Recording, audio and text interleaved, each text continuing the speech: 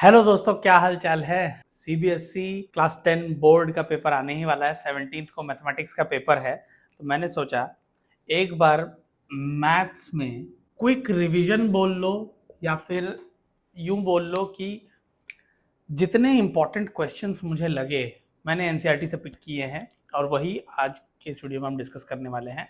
मैं इस सीरीज को पार्ट बाय पार्ट बना रहा हूँ और बस अब वक्त आ ही गया है एग्जाम का तो मैं ये वाला वीडियो अपलोड कर दे रहा हूँ जिसमें मैं 4 चैप्टर्स कवर करने वाला हूँ, namely quadratic equations, arithmetic progression, trigonometry और एप्लीकेशन ऑफ ट्रिग्नोमेट्री, जिसको हाइट्स एंड डिस्टेंस भी कहते हैं।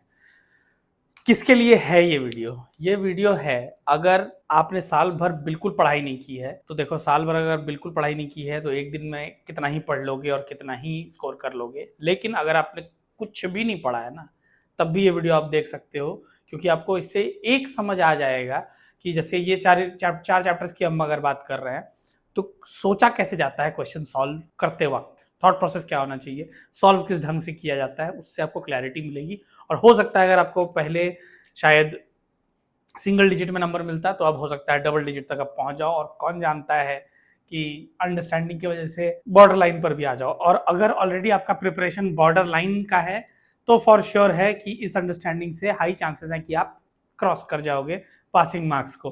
और ऑलरेडी अगर आप 40-50 नंबर लाते हो तो आराम से 5-10 नंबर टाइप्स एक्स्ट्रा आपके फाइनल एग्जाम में, 10 का बोर्ड है यार, मतलब लाइफ में एक ही बार आता है ये एग्जाम, उसमें ऐड हो जाएगा। सबसे पहला जो चैप्टर है ना, क्वाड्रेटिक इक्वेशन, इस चैप्टर के 3 पार्ट्स हैं।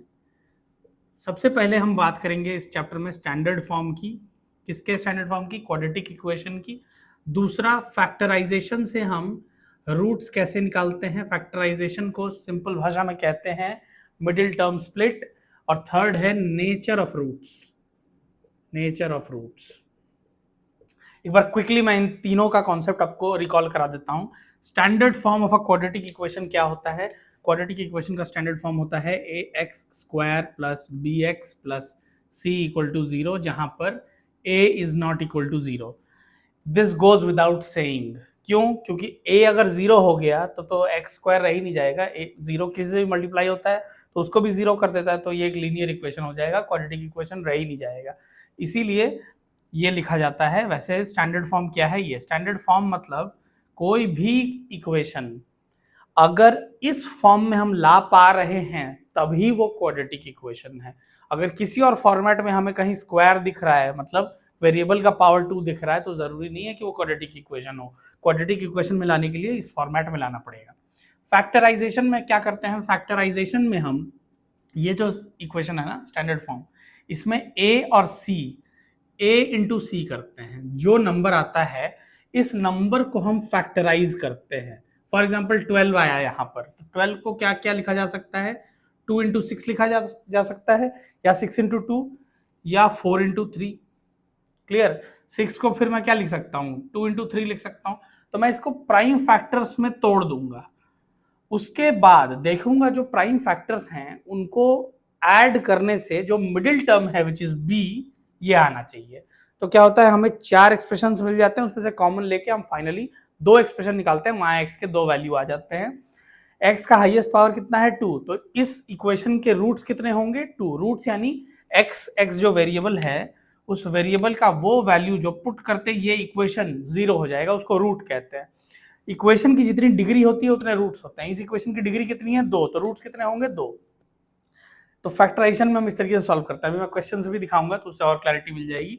और नेचर ऑफ रूट्स की जब बात आती है ना, तो यहाँ पर बात आती है क्वाड्रेटिक फार्मूला, या जिसको पॉपुलरली श्रीधर आचार्य रूल भी कहते हैं। रूट का वैल्यू, एक्स का वैल्यू या तो इस तरीके से निकाल लो फैक्टराइजेशन से, लेकिन फैक्टराइजेशन क्या है, हर जगह एप्लीकेबल नहीं होता। फैक्टराइजेशन बहुत बार ऐसी जगह आती है, ऐसे इक्वेशंस आ जाते हैं कि आप फैक्टराइजेशन से रूट निकाल ही नहीं पाओगे। वहां पे श्रीधर आचार्य ने दिया, Shridhar Acharya rule, x equal to -b plus minus root over of b² minus 4ac divided by 2a।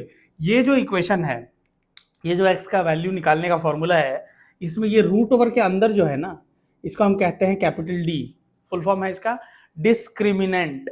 ये जो कैपिटल D है, रूट के अंदर वाला, रूट के साथ नहीं, रूट के अंदर, ये D जो है ना, ये D क्या हो सकता है बताओ?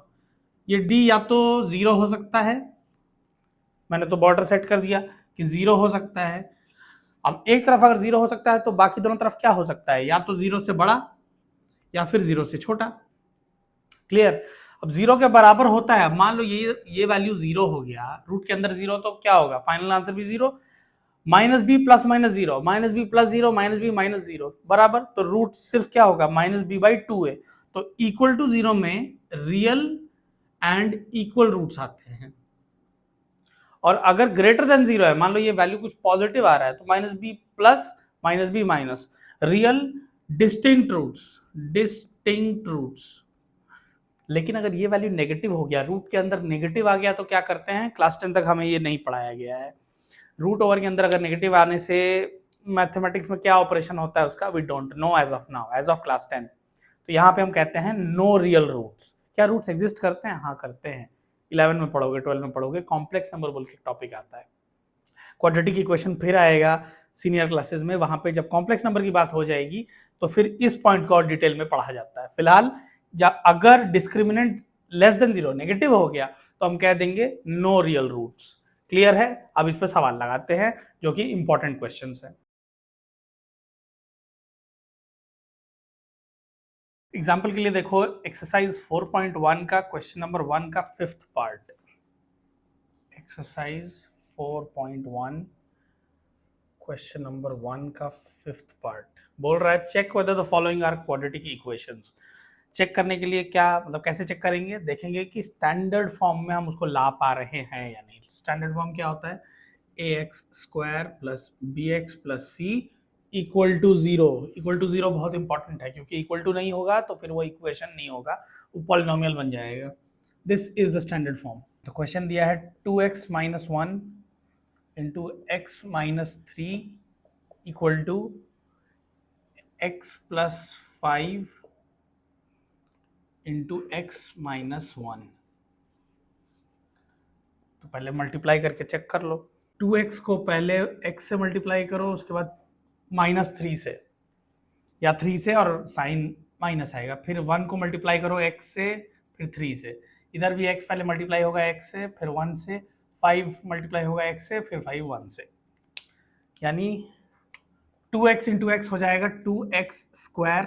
2x इंटू -3 यानी साइन हो जाएगा minus, plus into minus minus होता है। 2x इंटू 3 यानी 6x। 2 इंटू 3 हो गया 6, और x माइनस 1 इंटू एक्स क्या होगा, x minus into minus plus 1 into 3 3 equal to x into x² plus into minus minus x into 1 x plus 5 into x 5x plus into minus minus 5 into 1 1, sorry 5 into 1 5। अब क्या करना है, आप mango में mango ही add कर सकते हो ना, आलू में आलू ही ऐड कर सकते हो, प्याज में प्याज ही ऐड कर सकते हो। इसीलिए यहाँ पे सिमिलर वेरिएबल्स को हम एक साथ ले आएंगे, x² को एक साथ ले आएंगे, x को एक साथ ले आएंगे, और कांस्टेंट को एक साथ ले आएंगे, और उस हिसाब से प्लस माइनस करके चेक करेंगे। सबसे पहले तो 2x² इधर x² प्लस में है, इक्वल टू के इधर आ जाएगा तो हो जाएगा 2x², तो ये वाला पहले वाला, ये इधर आया तो हो गया -x²। -6 - 1 -6x - x हो जाएगा -7x। यहां कितना था, ये -x को इधर ले आओ तो हो जाएगा +x। ये 5x जो इधर प्लस था, इधर इक्वल टू के इधर आते ही हो जाएगा -5x। ये +3 यहाँ पर था, ये -5 इक्वल टू के इधर आएगा, हो जाएगा +5 इक्वल टू 0। 2x² - x² यानी 2 - 1 ही हुआ। 2 - 1 क्या होता है, 1, यानी x²। -7 प्लस 1, -7 प्लस 1 हो गया -6, -6 - 5 -11 x प्लस 8 इक्वल टू 0। क्या ये आ गया इस फॉर्म में, हाँ लग तो रहा है, ax² plus bx plus c equal to 0 के फॉर्मेट में आ गया है। एक बार a b c का वैल्यू क्या है इस इक्वेशन के लिए वो भी बता देते हैं।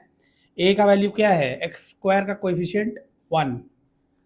b का वैल्यू क्या है, कुछ बच्चे बोल सकते हैं 11 नहीं है। फॉर्मेट क्या है, ax² प्लस bx, यहाँ पे क्या है -11, यानी b होगा -11। क्लियर। अरे x square plus minus 11x plus 8 equal to 0, ऐसे भी तो लिख सकता हूं। तो हमारा b क्या है, -11, और c क्या है, +8। तो ये क्वाड्रेटिक इक्वेशन है। यस। अगला क्वेश्चन है एक्सरसाइज 4.1 का क्वेश्चन नंबर 2 का थर्ड और फोर्थ। क्वेश्चन नंबर 2 का थर्ड वाला जो पार्ट है ये वर्ड प्रॉब्लम है, और वर्ड प्रॉब्लम आने की भी पॉसिबिलिटी ज़्यादा रहती है, क्योंकि वर्ड प्रॉब्लम, और एक्चुअली होता क्या है वर्ड प्रॉब्लम में ना, जनरली बच्चों को थोड़ा प्रॉब्लम होता है, क्योंकि सिंपल इक्वेशन लिख दो तो बहुत सारे बच्चे कर देते हैं, पर वर्ड्स को पहले मैथ्स में कन्वर्ट करना, ट्रांसलेट करना और उसके बाद सॉल्व करना, ये कभी कभी थोड़ा चैलेंजिंग हो जाता है। वैसे कॉन्सेप्ट अगर आपको आता है तो आप कोई भी क्वेश्चन सॉल्व कर लोगे। एक्सरसाइज 4.1 का क्वेश्चन नंबर 2 का थर्ड पार्ट कह रहा है Rohan's mother is 26 years older than him. Rohan की मम्मी उससे 26 साल बड़ी है। तो मान लो रोहन की उम्र x है, तो मम्मी की उम्र कितनी होगी, x प्लस 26। अगर रोहन 4 साल का है तो मम्मी की उम्र कितनी होगी, 4 प्लस 26, 30 साल। The product of their ages, product यानी multiplication, in years 3 years from now will be 360। आज से 3 साल बाद इन दोनों जन के एज का जो प्रोडक्ट होगा, यानी एज को मल्टीप्लाई करोगे तो 360 मिलेगा। आज से 3 साल बाद रोहन की एज कितनी होगी, x प्लस 3। रोहन की मम्मी की एज कितनी होगी, x प्लस 26, आज है +3। कह रहा है इन दोनों को मल्टीप्लाई करो तो 360 आता है। इन दोनों को अगर मैं मल्टीप्लाई कर दूं तो ये 360 हो जाएगा। कैसे पता, ये क्वेश्चन में गिवन है।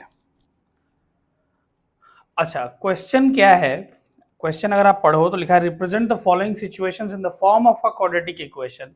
यानी इसको क्वाड्रेटिक इक्वेशन में लाना है, यानी ax² + bx + c = 0 के फॉर्म में लाना है। वैसे जो थर्ड पार्ट है वो कह रहा है we would like to find Rohan's present age. उसके लिए आपको इक्वेशन को सॉल्व करना पड़ेगा। इक्वेशन सॉल्व करने के बाद आने वाले, इसके बाद वाले जो सब टॉपिक्स हैं इस चैप्टर के, उसमें हम बात करेंगे। फिलहाल हमें बस क्वाड्रेटिक इक्वेशन बनाना है। तो इसको कर लो सॉल्व। क्या हो गया, ये x plus 3 into x plus 26 plus 3 29, x plus 29 equal to 360। x into x, x square plus x into 29 हो गया 29x plus 3 into x 3x plus 3 into 29, 3 into 30 होता है 90 माइनस 3 यानी हो गया 87। करके देख लेना अगर कोई डाउट हो तो। एक्स स्क्वायर प्लस 29 प्लस 3 होता है 32x प्लस 87, ये इक्वल टू के उधर प्लस साइन के साथ इधर आएगा तो क्या हो जाएगा, -360 इक्वल टू 0। यानी हो गया ये एक्स स्क्वायर प्लस 32x। इसको कर लो सॉल्व। 360 में से 87 माइनस करके नेगेटिव साइन लगा देंगे। ये तो जाएगा नहीं, ये हो गया 10, 10 में से 7 गया 3, ये हो गया 5, इससे लिया हो गया 15, ये हो गया 2, 15 में से 8, 16 होगा तो 8, ऐसे होगा 7, 273 माइनस 273 इक्वल टू 0। हाँ, ax² + bx + c equal to 0 के फॉर्म में हम ले आए हमारे इस इक्वेशन को। तो ये क्वाड्रेटिक इक्वेशन है। इसमें a b c क्या है देख लो, क्या है। a का वैल्यू क्या है 1, b का वैल्यू क्या है 32, c का वैल्यू क्या है -273। क्योंकि स्टैंडर्ड फॉर्म क्या है ax² + bx + c, तो यहाँ पे c क्या है -273, और ये भी हमारा एक क्वाड्रेटिक इक्वेशन के फॉर्म में एक्सप्रेस हो गया। अगला क्वेश्चन है क्वेश्चन नंबर 2 का fourth part, page number 42 NCERT का। A train travels a distance of 480 kilometers at a uniform speed. Train 480 kilometres का डिस्टेंस ट्रैवल करती है एक यूनिफॉर्म स्पीड। मान लो वो यूनिफॉर्म स्पीड है x।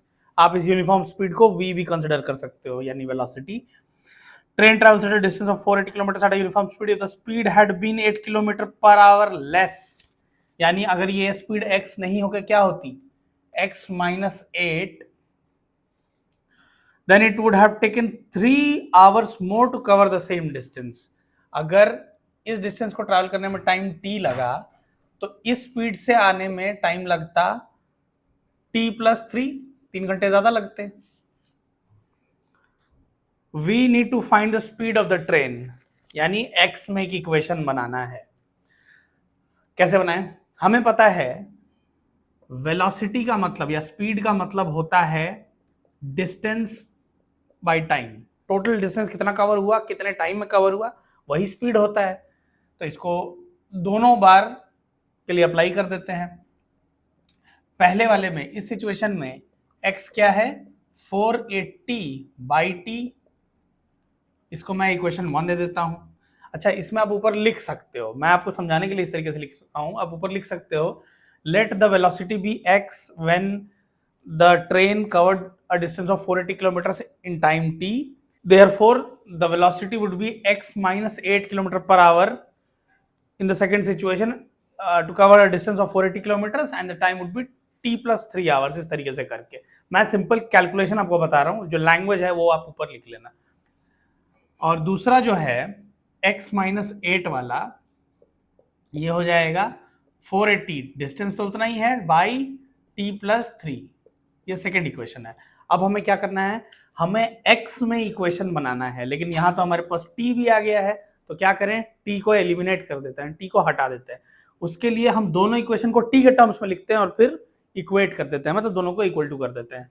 मैं कह ये रहा हूं, ये जो इक्वेशन 1 है ना, क्या मैं इसको ऐसे लिख सकता हूं, t equal to 480 by x. ये इधर चला गया, x नीचे आ गया. और ये जो दूसरा वाला इक्वेशन है, इसको मैं लिख सकता हूं क्या, t+3 equal to 480 minus x minus 8. ये वाला नीचे चला गया. अब ये +3 इधर आ जाएगा तो क्या हो जाएगा, t equal to 480 by x minus 8 minus 3. अच्छा, इसके नीचे तो 1 है, एलसीएम लेके इसको भी सॉल्व कर लेते हैं. ये क्या हो जाएगा, 480 minus 3 into x minus 8 divided by x minus 8. अब देखो, t का वैल्यू ये भी है इक्वेशन 1 से और t का वैल्यू ये भी है इक्वेशन 2 से, यानी ये दोनों आपस में क्या है, बराबर. अब हमें एक वेरिएबल में इक्वेशन मिल गया, हम x में इक्वेशन बना देंगे. इसको नाम दे दो 3, इसको नाम दे दो 4. देख लो, 3 भी t के बराबर है और 4 भी t के बराबर है. जगह थोड़ी कम पड़ रही है इसलिए मैं ऊपर कैलकुलेशन कर दे रहा हूं. 480 by x equal to 480 minus 3 into x minus 8 divided by x minus 8. Cross multiply कर दो, 480 into x minus 8 equal to 480 minus 3 into x minus 8 into x.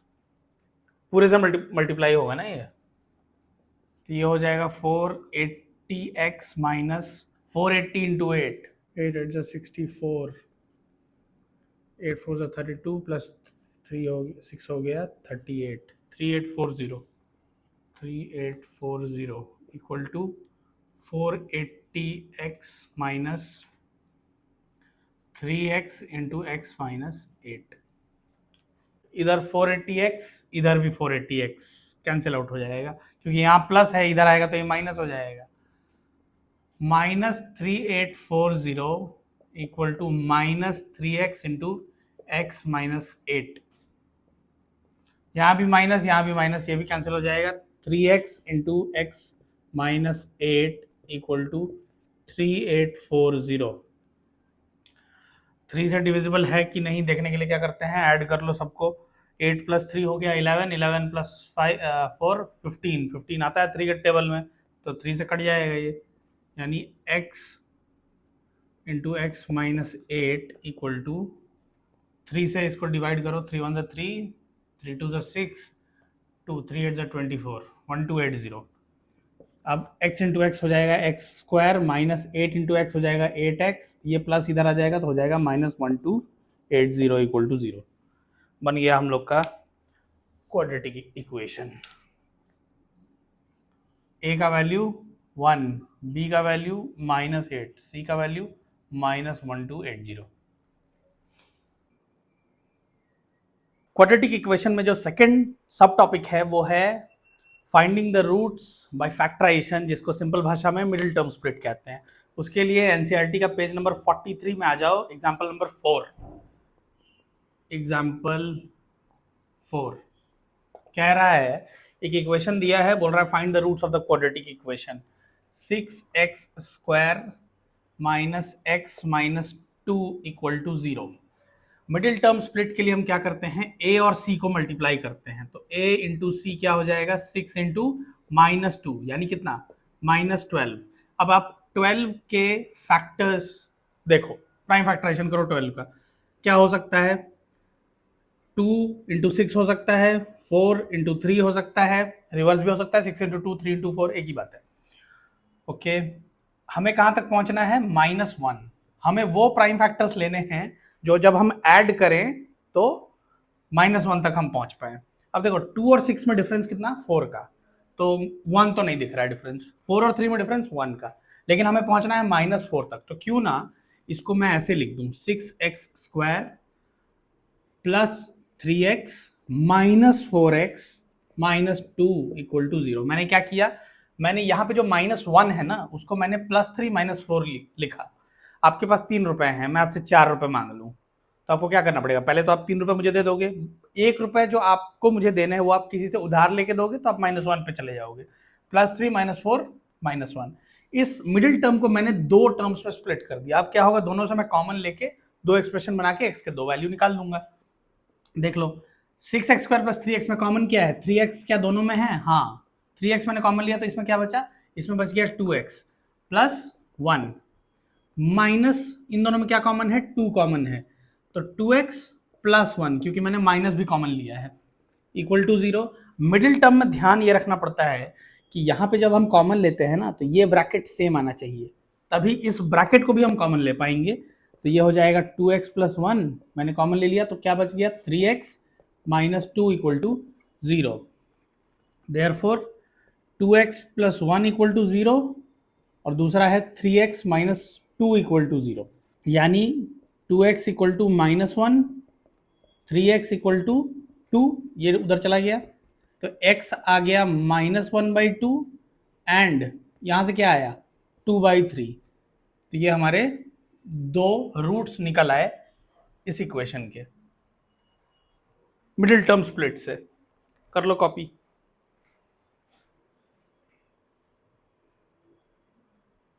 अगला क्वेश्चन है एग्जाम्पल नंबर 5। एग्जाम्पल नंबर 5 यहां कह रहा है find the roots of the quadratic equation. Quadratic equation ये है 3x² माइनस 2 रूट 6x, बहुत ध्यान से, प्लस 2 इक्वल टू 0।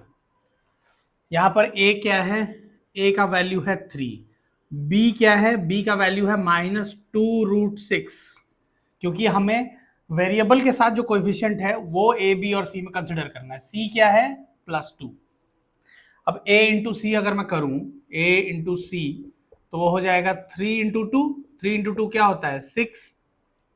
अब ध्यान से देखो, 6 के फैक्टर्स अगर मैं खोजूं तो क्या क्या होंगे, 2 इंटू 3 हो जाएगा,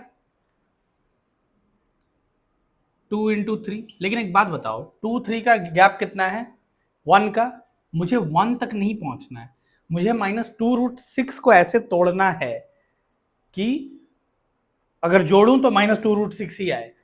क्योंकि बात रूट की है ना, तो आओ 6 को एक बार रूट्स में तोड़ के देखते हैं। क्या मैं 6 को कह सकता हूं root 6 into root 6, root 6 into root 6 करने से रूट हट जाएगा, 6 आ जाएगा वैल्यू। और अगर मैं रूट 6 प्लस रूट 6 कर दूं तो 2 रूट 6 आ जाएगा, ये देखो। लेकिन मुझे पहुंचना कहां तक है, -2 रूट 6 तक, तो क्यों ना मैं इसको -√6 कर दूं, तो मैं पहुंच जाऊंगा -2 रूट 6 तक। और -√6 इंटू -√6 करने से माइनस माइनस प्लस हो जाएगा, √6 इंटू √6 6 बन जाएगा, जो कि हमें चाहिए a इंटू सी। तो यानी इस एक्सप्रेशन को मैं लिख सकता हूं 3x² minus √6x minus √6x plus 2 equal to 0। यानी अब ध्यान से देखो, अब बोलोगे इसमें से कॉमन क्या ले, एक्स कॉमन ले लेंगे, एक्स कॉमन ले सकते हैं, लेकिन एक और चीज कॉमन यहां से हम ले सकते हैं। मान लो 3 को मैं लिख दूं √3 इंटू √3, क्या मैं लिख सकता हूं? बिल्कुल, √3 इंटू √3 3 ही होता है। √3 into √3 x square minus √6x, अच्छा √6 को क्या मैं √2 इंटू √3 लिख सकता हूं? लिख सकता हूं, रूट के अंदर 3 इंटू 2 हो गया 6 हो जाएगा, माइनस √2 इंटू √3 का x प्लस 2 को मैं लिख देता हूं √2 इंटू √2। आप बोलोगे क्यों? क्योंकि कॉमन लेना है। देखो यहां से √2 कॉमन चला जाएगा, यहां से √3x कॉमन चला जाएगा, इक्वल टू 0। अब देखो पहला वाला फ्रेज देखो, इसमें क्या कॉमन है? √3x कॉमन है, तो मैं √3x को कॉमन ले लेता हूं, बच क्या जाएगा? √3 एक बच जाएगा, x बच जाएगा, माइनस √2 बच जाएगा। देख लो, √3x माइनस √2 माइनस, यहां से मैं क्या कॉमन ले लूं? √2 कॉमन ले लेता हूं, तो क्या बच गया? √3x,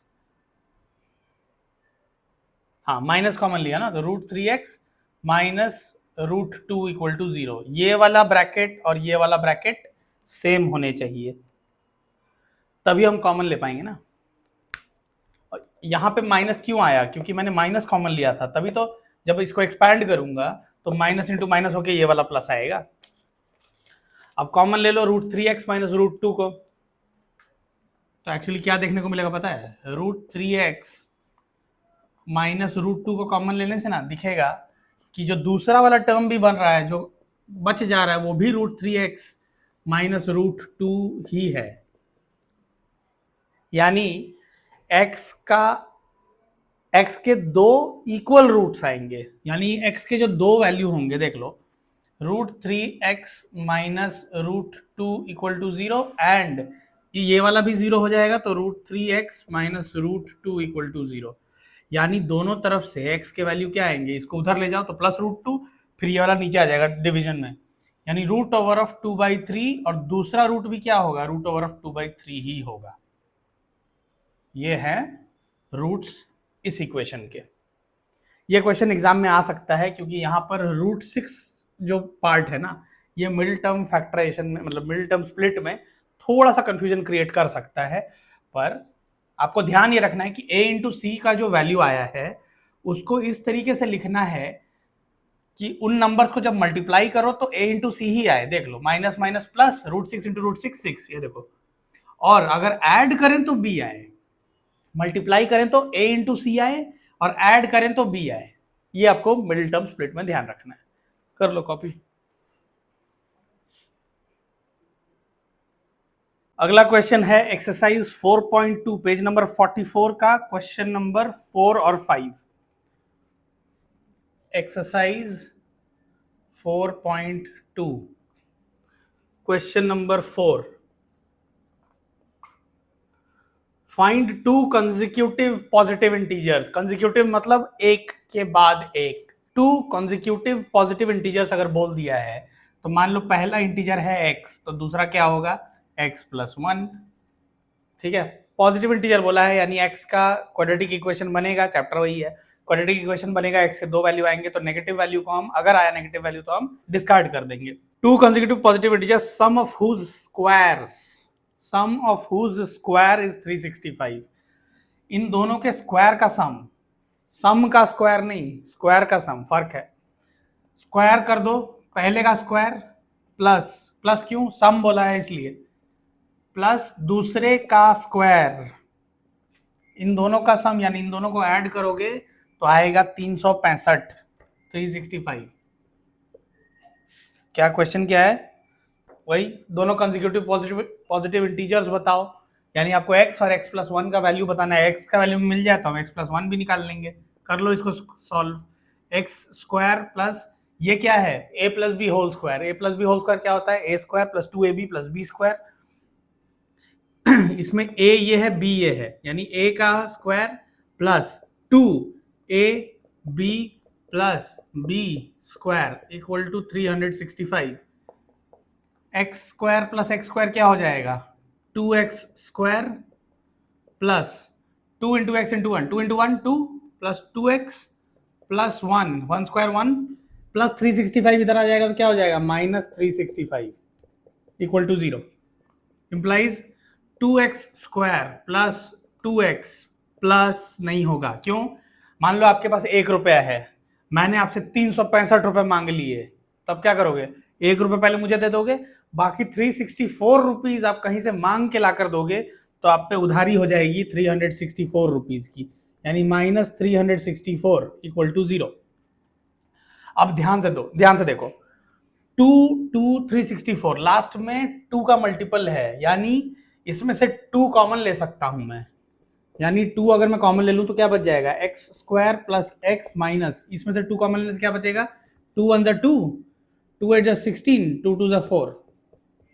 अब देखो ये 2 जाएगा इधर डिवीजन में 0/2 यानी 0, यानी x square plus x minus 182 equal to 0।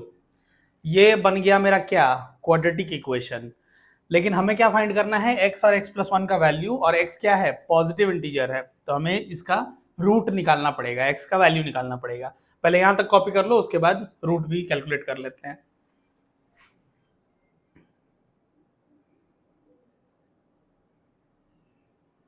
हमेशा जहां तक पहुंचना है उस पर ध्यान रखो, चाहे प्रूव करने का क्वेश्चन हो चाहे कुछ कैलकुलेट करने का।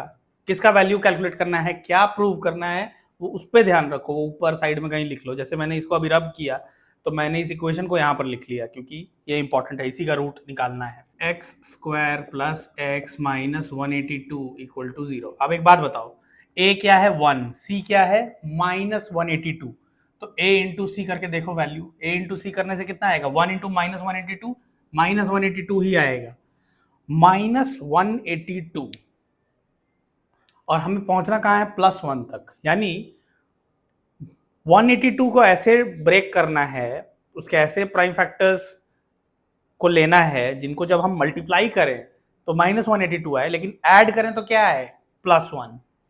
इसके लिए सबसे सिंपल, ज्यादा परेशान होने की जरूरत नहीं है, 182 के फैक्टर्स लिख दो जो समझ में आ रहा है। 182 को तो देखो लास्ट में 2 है, तो मैं 2 से इसको डिवाइड कर देता हूं, तो क्या होगा 2 इंटू 2 9 18 91 हो जाएगा, ठीक है। लेकिन 91 और 2 में फर्क कितना 89 का, हमें कहां तक आना है प्लस 1 तक, 1 का फर्क तो नहीं है 89 का फर्क है। काम करते हैं, मुझे पता है 91 13 के टेबल में आता है, 13 7 91 होता है। अब ध्यान दो 2 भी एक प्राइम नंबर है, 13 भी एक प्राइम नंबर है, 7 भी एक प्राइम नंबर है, मतलब इसके बाद और फैक्टराइजेशन तो नहीं हो पाएगा। लेकिन मुझे डिफरेंस कितना चाहिए 1 का, b जो है। इधर ध्यान से देखो, अगर मैं 2 को 7 से मल्टीप्लाई कर दूं तो क्या हो जाएगा 14, और ये वाला क्या है 13, यानी 14 इंटू 13 करने से 182 आता है, और 14 और 13 का गैप कितना है 1 का। क्लियर? अब नंबर वाइज तो समझ में आ गया, आप साइन पे ध्यान दे लेते हैं। हमें माइनस 182 तक पहुंचना है मल्टीप्लाई करने से, और प्लस करने से वो प्लस 1 होना चाहिए।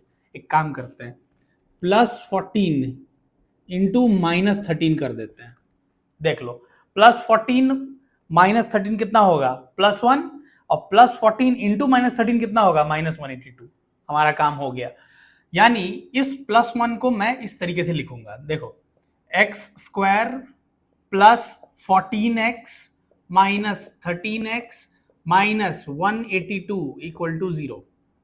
अब देखो इन दोनों में कॉमन क्या x, तो क्या बच गया x प्लस 14, इन दोनों में कॉमन क्या माइनस 13, क्या बच गया x प्लस 14। आप लोग प्लस 14 कैसे, ये देखो माइनस बाहर गया था, और 13 इंटू 14 ही 182 होता है, ये दोनों सेम भी हो गए, कॉमन ले लो, x प्लस 14 को कॉमन ले लो और x माइनस 13 को कॉमन ले लो, मतलब सॉरी x प्लस 14 को कॉमन लोगे तो बचेगा क्या x माइनस 13, यानी x के दोनों वैल्यूज क्या होंगे x प्लस 14 0 और x माइनस 13 0, यानी x का एक वैल्यू होगा माइनस 14 और एक वैल्यू होगा प्लस 13। अब ध्यान दो क्वेश्चन में क्या बोला है पॉजिटिव इंटीजर्स, तो पॉजिटिव है तो नेगेटिव वाले नंबर को डिस्कार्ड कर देंगे, यानी x का वैल्यू क्या है 13, यानी पहला नंबर है 13 और दूसरा नंबर है 13 + 1 यानी 14।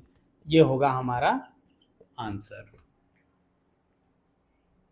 कर लो कॉपी।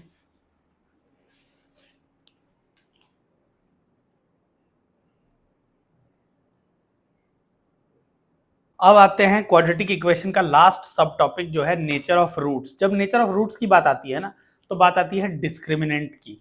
एक बार मैं फिर से बता देता हूं, स्टैंडर्ड फॉर्म होता है क्वाड्रेटिक इक्वेशन का ax² + bx + c = 0। इस फॉर्म में जो इक्वेशन आएगा वही होगा quadratic equation, that's it. x का वैल्यू निकालना जिसके लिए ये इक्वेशन 0 हो जाए, उस वैल्यू को क्या कहते हैं, रूट्स। रूट निकालने का एक तरीका है प्राइम फैक्टराइजेशन, मतलब मिडिल टर्म स्प्लिट, जो अभी हमने कैलकुलेट किया जिससे। दूसरा तरीका है श्रीधर आचार्य रूल, जिसको क्वाड्रेटिक फॉर्मूला भी कहते हैं, यानी x = क्या, -b। वेरी इंपॉर्टेंट, b का जो इक्वेशन आपको दिया हुआ है ना, मान लो 2x² - 3x + 4 = 0, तो वहां पे b का वैल्यू क्या है, -3, तो आपको माइनस ऑफ माइनस लेना पड़ेगा। Important, -b ± √/। प्लस माइनस क्यों, क्योंकि दो रूट्स आएंगे ना। डिग्री कितना है इक्वेशन का, 2। x का हाईएस्ट, वेरिएबल का हाईएस्ट पावर 2 है, तो 2 रूट्स आएंगे, इसलिए एक बार प्लस लेके कैलकुलेट करेंगे, एक बार माइनस लेके कैलकुलेट करेंगे। Plus minus √/b² - 4ac / 2a। ये जो b² - 4ac रूट के अंदर दिख रहा है ना, इसको हम कह देते हैं कैपिटल D, डिस्क्रिमिनेंट। डिस्क्रिमिनेंट ये या तो 0 होगा, अगर ये डिस्क्रिमिनेंट 0 हो गया तो रियल इक्वल रूट्स निकलते हैं। जैसे वो रूट 6 वाला क्वेश्चन था ना, जो हमने मिडिल टर्म से सॉल्व किया, आपने उसमें देखा होगा √/2/3 शायद रूट था और दोनों रूट्स वही थे। उसका मैंने डिस्क्रिमिनेंट कैलकुलेट, अभी डिस्क्रिमिनेंट उसका कैलकुलेट करके देखना, मतलब उस इक्वेशन का b² - 4ac कैलकुलेट करके देखना, 0 आएगा, तभी रियल और इक्वल रूट्स आए थे। दूसरी पॉसिबिलिटी क्या है, 0 से बड़ा हो डिस्क्रिमिनेंट। अगर डिस्क्रिमिनेंट 0 से बड़ा होगा तो दो अलग अलग रियल रूट्स आएंगे, लेकिन अगर ये डिस्क्रिमिनेंट नेगेटिव हो गया तो ये रूट के अंदर नेगेटिव हो जाएगा। रूट के अंदर नेगेटिव का ऑपरेशन हमने अभी तक सीखा नहीं है, वो इमेजिनरी नंबर बन जाता है, कॉम्प्लेक्स नंबर बन जाता है, उसका अपना अलग ऑपरेशन है जो हम हायर क्लासेस में सीखेंगे। तो यहां पर नो रियल रूट्स होते हैं, ठीक है, अभी के लिए। तो इस पर हम करने वाले हैं एक्सरसाइज 4.3 पेज नंबर 47 एनसीईआरटी का क्वेश्चन नंबर 2 का बोथ पार्ट्स। क्वेश्चन नंबर 2 मैंने इसलिए पिक किया है क्योंकि क्वेश्चन नंबर 2 थोड़ा सा अलग है और जनरली इसी टाइप के क्वेश्चन एग्जाम में आते हैं। बोल रहा है find the value of k। Exercise 4.3 question number 2 का पहले 1 करो। Find the values of k का वैल्यू पूछा है, ठीक है। मैंने ऊपर क्यों लिखा, ताकि ध्यान रहेगा कि हमें पता क्या करना है। Find the value of k for each of the following quadratic equations. दो क्वाड्रेटिक इक्वेशन दिए हुए हैं, k का वैल्यू निकालना है, so that they have 2 equal roots. जैसे ही उसने 2 इक्वल रूट्स बोला ना, कंडीशन ये वाला आ गया है, d = 0। d = 0, d क्या होता है, b² - 4ac = 0। b का वैल्यू क्या है इस इक्वेशन में, अच्छा इक्वेशन लिख लो, 2x² + kx + 3 = 0। b का वैल्यू क्या है, k का होल स्क्वायर -4, a का वैल्यू क्या है 2, c का वैल्यू क्या है 3 = 0। implies k² - 4 2 8, 8 3 24, k² - 24 = 0, यानी k² = 24, यानी k = ± √24। √24 क्या होता है, प्लस माइनस, क्या मैं 24 को लिख सकता हूँ, 6 4 24,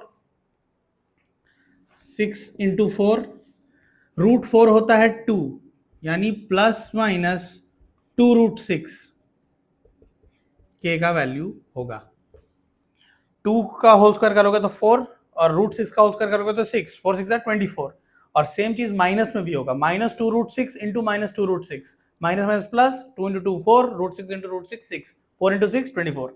तो k का ये वैल्यू आएगा, इस वाले इक्वेशन के लिए, इस वाले क्वेश्चन के लिए। एक चीज समझना बहुत जरूरी है, ये पूरे मैथ्स के लिए, कोई भी इक्वेशन होना, इक्वेशन मतलब इक्वल टू, ठीक है, आपके पास वेरिएबल्स कैलकुलेट करने के लिए उतने इक्वेशन होने चाहिए। अगर आपको एक वेरिएबल फाइंड करना है, उसका वैल्यू निकालना है, तो आपके पास एक इक्वेशन होना चाहिए। दो वेरिएबल्स निकालने हैं तो दो इक्वेशन होना चाहिए। तीन वेरिएबल निकालने हैं तो तीन इक्वेशन होने चाहिए, ठीक है। आपको k का वैल्यू इस क्वेश्चन में निकालना है, तो आपने जैसे उसने बोला इक्वल रूट्स, यानी मीनिंग क्या हो गया, d equal to zero, d equal to zero मतलब B square minus four A C equal to zero. और बी स्क्वायर माइनस फोर ए सी का वैल्यू जब आप इस इक्वेशन का वैल्यू जब आपने पुट किया, आपको k एक वेरिएबल है इस इक्वेशन में, इक्वल टू यानी इक्वेशन एक वेरिएबल k का वैल्यू आसानी से निकल जाएगा। जितने वेरिएबल उतना इक्वेशन फाइंड करो तो सारे वेरिएबल्स का वैल्यू निकल जाएगा। एक वेरिएबल है तो एक इक्वेशन से काम हो जाएगा।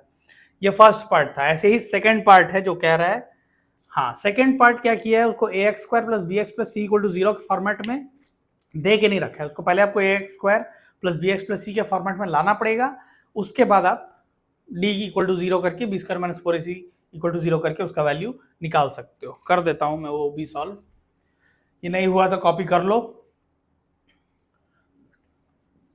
क्वेश्चन क्या दिया है सेकंड वाला, kx into x minus two plus six equal to zero. तो इसको आप पहले A X square plus B x plus C equal to zero के फॉर्मेट में स्टैंडर्ड फॉर्म में ले आओ। के एक्स इंटू एक्स हो जाएगा k x square minus two into k x हो जाएगा two k x plus six equal to zero. तो इसमें ए क्या है, ए है के, बी क्या है, बी है माइनस टू के भी कांस्टेंट है, हाँ वेरिएबल सिर्फ एक्स है जिसमें इक्वेशन है, और सी का वैल्यू है सिक्स। क्वेश्चन में गिवन क्या है, d इक्वल टू जीरो, इक्वल रूट्स बोला है ना, तो गिवन है वो,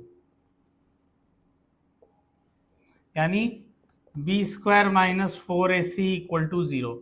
एक आदत डाल लो, जितनी बार क्वेश्चन सॉल्व करो उतनी बार फॉर्मूला लिखो। जैसे मैंने यहाँ d इक्वल टू जीरो, मैं सीधे बी स्क्वायर माइनस फोर ए सी का वैल्यू पुट कर सकता था, लेकिन मैंने फिर भी ये लिखा। जितनी बार फॉर्मूला लिखोगे ना क्वेश्चन सॉल्व करते करते, फॉर्मूला बैठ जाएगा आपके सबकॉन्शियस माइंड में। b का वैल्यू बताओ, माइनस टू के यानी माइनस टू के का whole square minus four, a का वैल्यू k, c का value six equal to zero.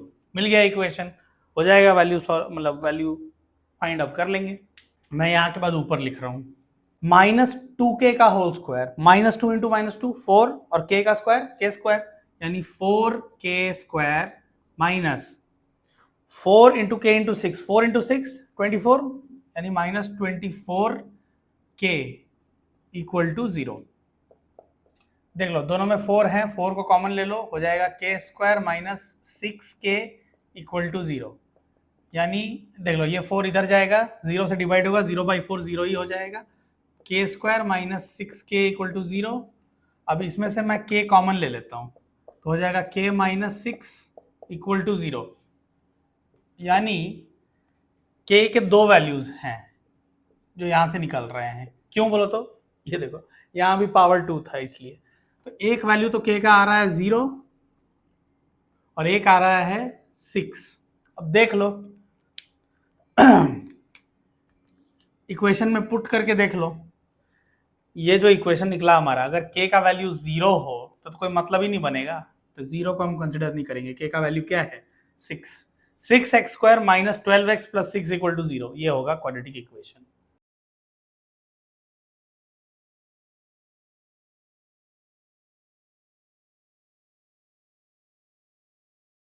और इसी के साथ last minute quick revision complete होता है क्वाड्रेटिक इक्वेशन का। देखो क्वेश्चंस का तो कोई लिमिट नहीं है, जितने क्वेश्चंस आप प्रैक्टिस कर सकते हो उतना मतलब करना चाहिए, लेकिन आप समय कहाँ रह गया है। अगर आपने कुछ भी प्रैक्टिस नहीं किया ना, तो इन क्वेश्चंस को भी प्रैक्टिस कर लो, तो आपका एक एटलीस्ट एक फ्लो आ जाएगा कि हाँ मतलब इस क्वेश्चन को ऐसे सॉल्व करना होता है।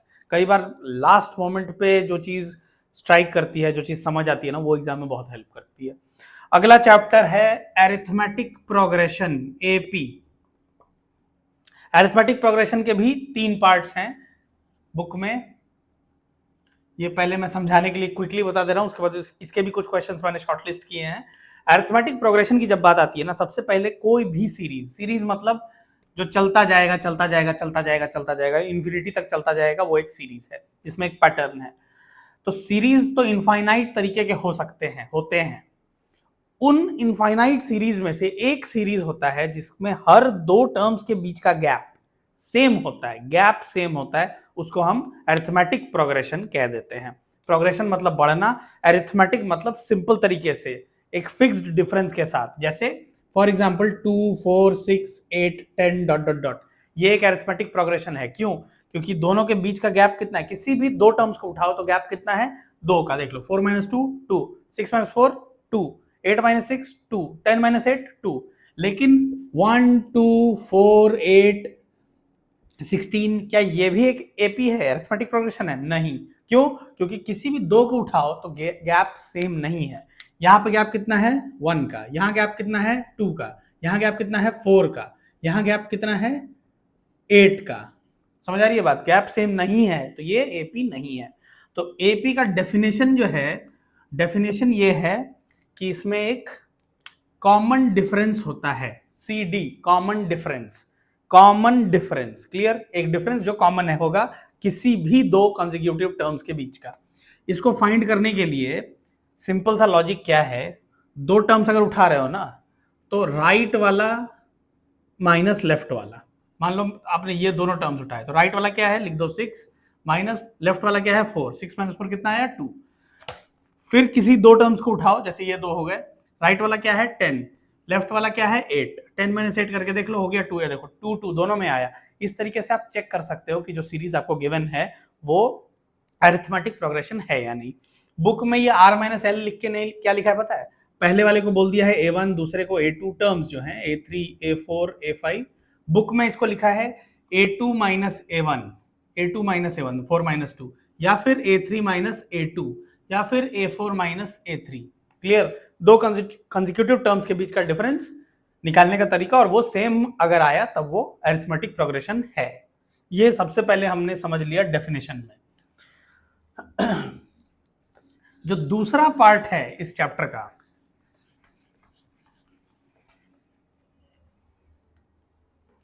पहले हमने बात की कॉमन डिफरेंस की, दूसरा जो पार्ट है ये है nth टर्म की बात यहां होती है।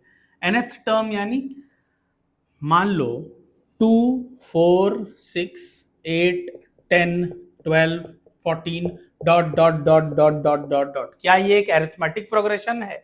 चेक कर लो, गैप कितना, 2 4 - 2 2, 6 - 4 2, 8 - 6 2, 10 - 8 2, 12 - 10 2, 14 - 12 2। तो यानी ये एक अरिथमेटिक प्रोग्रेशन है। इस सीरीज का ये पहला टर्म, ये दूसरा टर्म, ये तीसरा टर्म, ये चौथा टर्म, ये पांचवा टर्म, ये छठा टर्म, ये सातवां टर्म, मुझे बताओ इस सीरीज का 1001वां टर्म कितना होगा? तो एक तो तरीका है कि आप लिखते जाओ, 2 4 5 10 कॉपियां भरेंगी, एक एक करके आप 1000वें टर्म तक जाओ, आपको पता चल जाएगा। और नहीं तो जब आपको एक पैटर्न दिख गया तो यहाँ पे एक फॉर्मूला है, यही अलजेब्रा की खूबसूरती है। आपको अब 1 करोड़ 5th टर्म भी इस फॉर्मूला से, इस जनरलाइजेशन से निकाल सकते हो। तो ये फॉर्मूला क्या है, जैसे ये फर्स्ट टर्म है, ये सेकंड टर्म है, ये थर्ड टर्म है ना, nth टर्म को हम लिखते हैं an। nth टर्म वो कोई भी हो सकता है, वो सेकंड टर्म भी हो सकता है। ये फॉर्मूला जो अभी मैं लिखने वाला हूँ, ये इतना सुंदर फॉर्मूला है कि इस पे आप A2 भी अगर निकालने की कोशिश करोगे तो वो आंसर दे देगा, A1 भी आंसर दे देगा। ठीक है, an = A। जब मैं A लिख रहा हूं, ये A मतलब पहला वाला term, first term of the series, A plus n-1 into D। n क्या है, टोटल नंबर ऑफ टर्म्स जो सीरीज में हैं। वो 2 हो सकते हैं, वो 10 हो सकते हैं, वो 10,000 हो सकते हैं, वो 1 लाख हो सकते हैं, वो 1 लाख करोड़ हो सकते हैं। n total number of terms, कितने टर्म्स हैं। और d क्या है, d यही है कॉमन डिफरेंस। इस फॉर्मूले से आप nth टर्म का वैल्यू निकाल सकते हो। एक चीज है nth टर्म का वैल्यू कितना है, और एक है टोटल नंबर ऑफ टर्म्स कितने हैं, फर्क है दोनों में। मान लो first second third fourth fifth six seventh A7 की बात हो रही है तो A7 का वैल्यू होगा 14, लेकिन अगर सीरीज यहीं एंड हो जाता तो n का वैल्यू कितना होता? 1 2 3 4 5 6 7। आई बात समझ में? A7 है 14, लेकिन n कितना है? 7। n is the number of terms. तो ये फॉर्मूला है nth टर्म कैलकुलेट करने का। इस पे भी क्वेश्चंस आते हैं। और उसके बाद आता है सम ऑफ n टर्म्स। मान लो एक सीरीज में, मान लो यहीं पे सीरीज एंड हो रहा है, तो कितने टर्म्स? 7 टर्म्स। उन 7 टर्म्स को अगर मैं जोड़ दूं तो उनका वैल्यू कितना आएगा? इसका फॉर्मूला है Sn। ठीक है, Sn यानी sum of n terms equal to n/2। जैसे यहां n कितना है? 7, तो 7/2 into 2a plus n-1 into d। Clear? देख के थोड़ा बड़ा लग सकता है ये फॉर्मूला, लेकिन कॉन्सेप्ट सिंपल ही है। देख लो, एक पैटर्न आपको दिखेगा। यहाँ a plus n-1 into D था, यहाँ 2a plus n-1 into D है, और मल्टीप्लीकेशन में n/2 है। क्या मैं इसको ऐसे लिख सकता हूं? n/2 into a plus a। अरे 2a को तो मैं a प्लस a भी लिख सकता हूं, प्लस n-1 इंटू डी। अब ध्यान दो, ये जो लिखा मैंने a plus n-1 into D, क्या ये a n ही नहीं है? वही तो है। और अगर nth टर्म हमें पता है, देखो ये फॉर्मूला तब हम यूज करते हैं जब हमें पता ही नहीं है कि nth टर्म किस टर्म की बात हो रही है। हो सकता है ये सीरीज इंफिनिटी तक जा रहा हो, और जनरली यही होता है, जब हम डॉट डॉट डॉट लिखते हैं तो हम सीरीज को लिमिट नहीं करते हैं, सीरीज इंफिनिटी तक जा रहा है। लेकिन जब हमें लास्ट टर्म पता है, या रादर nth टर्म जब पता है और सीरीज वहीं तक है, तब हम कह सकते हैं वो लास्ट टर्म है, तो इसको हम L कह देते हैं, यानी लास्ट टर्म। तो उस सिचुएशन में ये जो Sn है ये बन जाता है n/2 इंटू a तो है ही ये वाला, प्लस ये क्या है? Last term, n/2 into a plus l। ये भी आप इस तरीके से भी लिख सकते हो, पर मेन जो फॉर्मूला है वो ये है, Sn equal to n/2 into 2a plus n-1 into d। ये सम ऑफ n टर्म्स है, और nth टर्म अगर फाइंड करना है तो वो है a plus n-1 into d। तो ये है कंसेप्चुअल पार्ट, या रादर जो फॉर्मूला बेस्ड पार्ट है चैप्टर का। अब हर एक पार्ट का क्विकली कुछ क्वेश्चंस प्रैक्टिस कर लेते हैं। अरिथमेटिक प्रोग्रेशन में nth टर्म से रिलेटेड एक क्वेश्चन है, example number 7, page number 59 NCERT का, example number 7। How many 2 digit numbers are divisible by 3? अब ये सुन के लग रहा है इसमें nth टर्म की बात कहां हो रही है, लेकिन वही फॉर्मूला यूज होगा। How many 2 digit numbers are divisible by 3? Okay, तो 2 डिजिट नंबर यानी 2 डिजिट तो होने चाहिए। पहला नंबर बताओ, पहला 2 डिजिट नंबर बताओ जो 3 से डिविजिबल होता है। पहला 2 डिजिट नंबर होता है 10, क्या 10 3 से डिविजिबल होता है? नहीं। उसके बाद 11, क्या 11 होता है? नहीं। उसके बाद 12, 12 होता है 3 से डिविजिबल? हाँ, 3 4 से 12 होता है। तो पहला डिजिट तो है 12।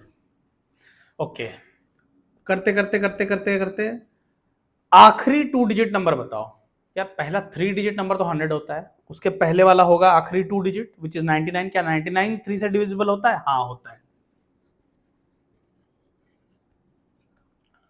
33, 333 टाइम्स 99 होता है।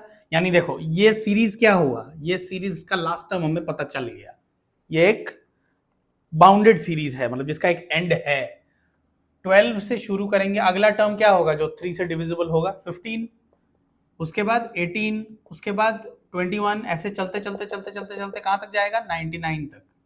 ठीक है, वो कह रहा है how many 2 digit numbers are divisible by 3? कितने ऐसे नंबर्स हैं जो 3 से डिविजिबल हैं, 2 डिजिट नंबर्स।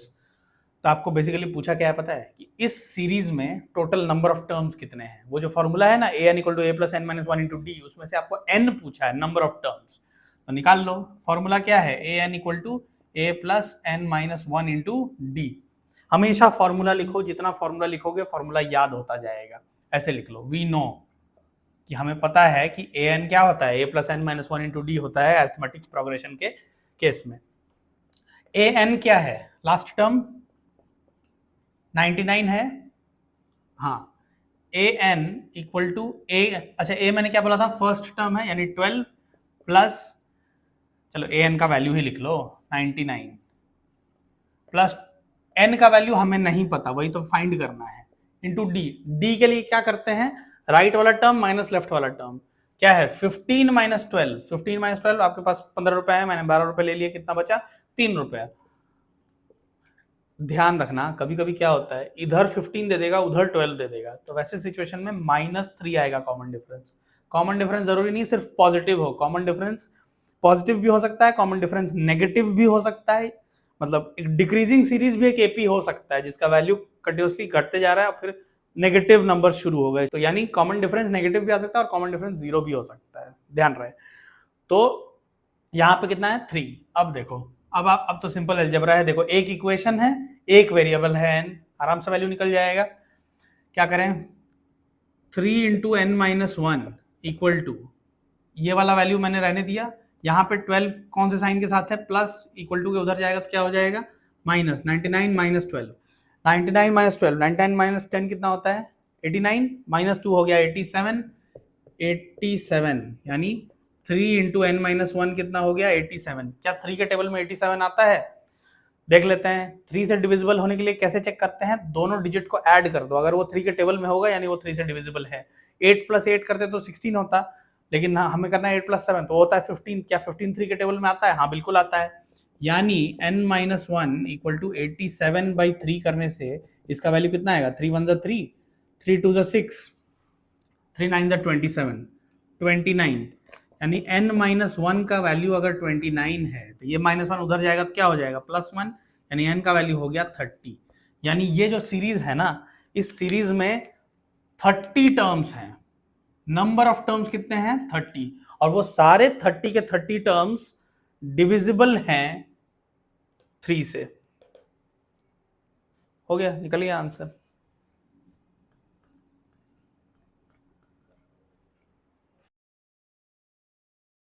अगला क्वेश्चन है एग्जाम्पल नंबर 8, पेज नंबर 59, और ये बड़ा अच्छा क्वेश्चन है।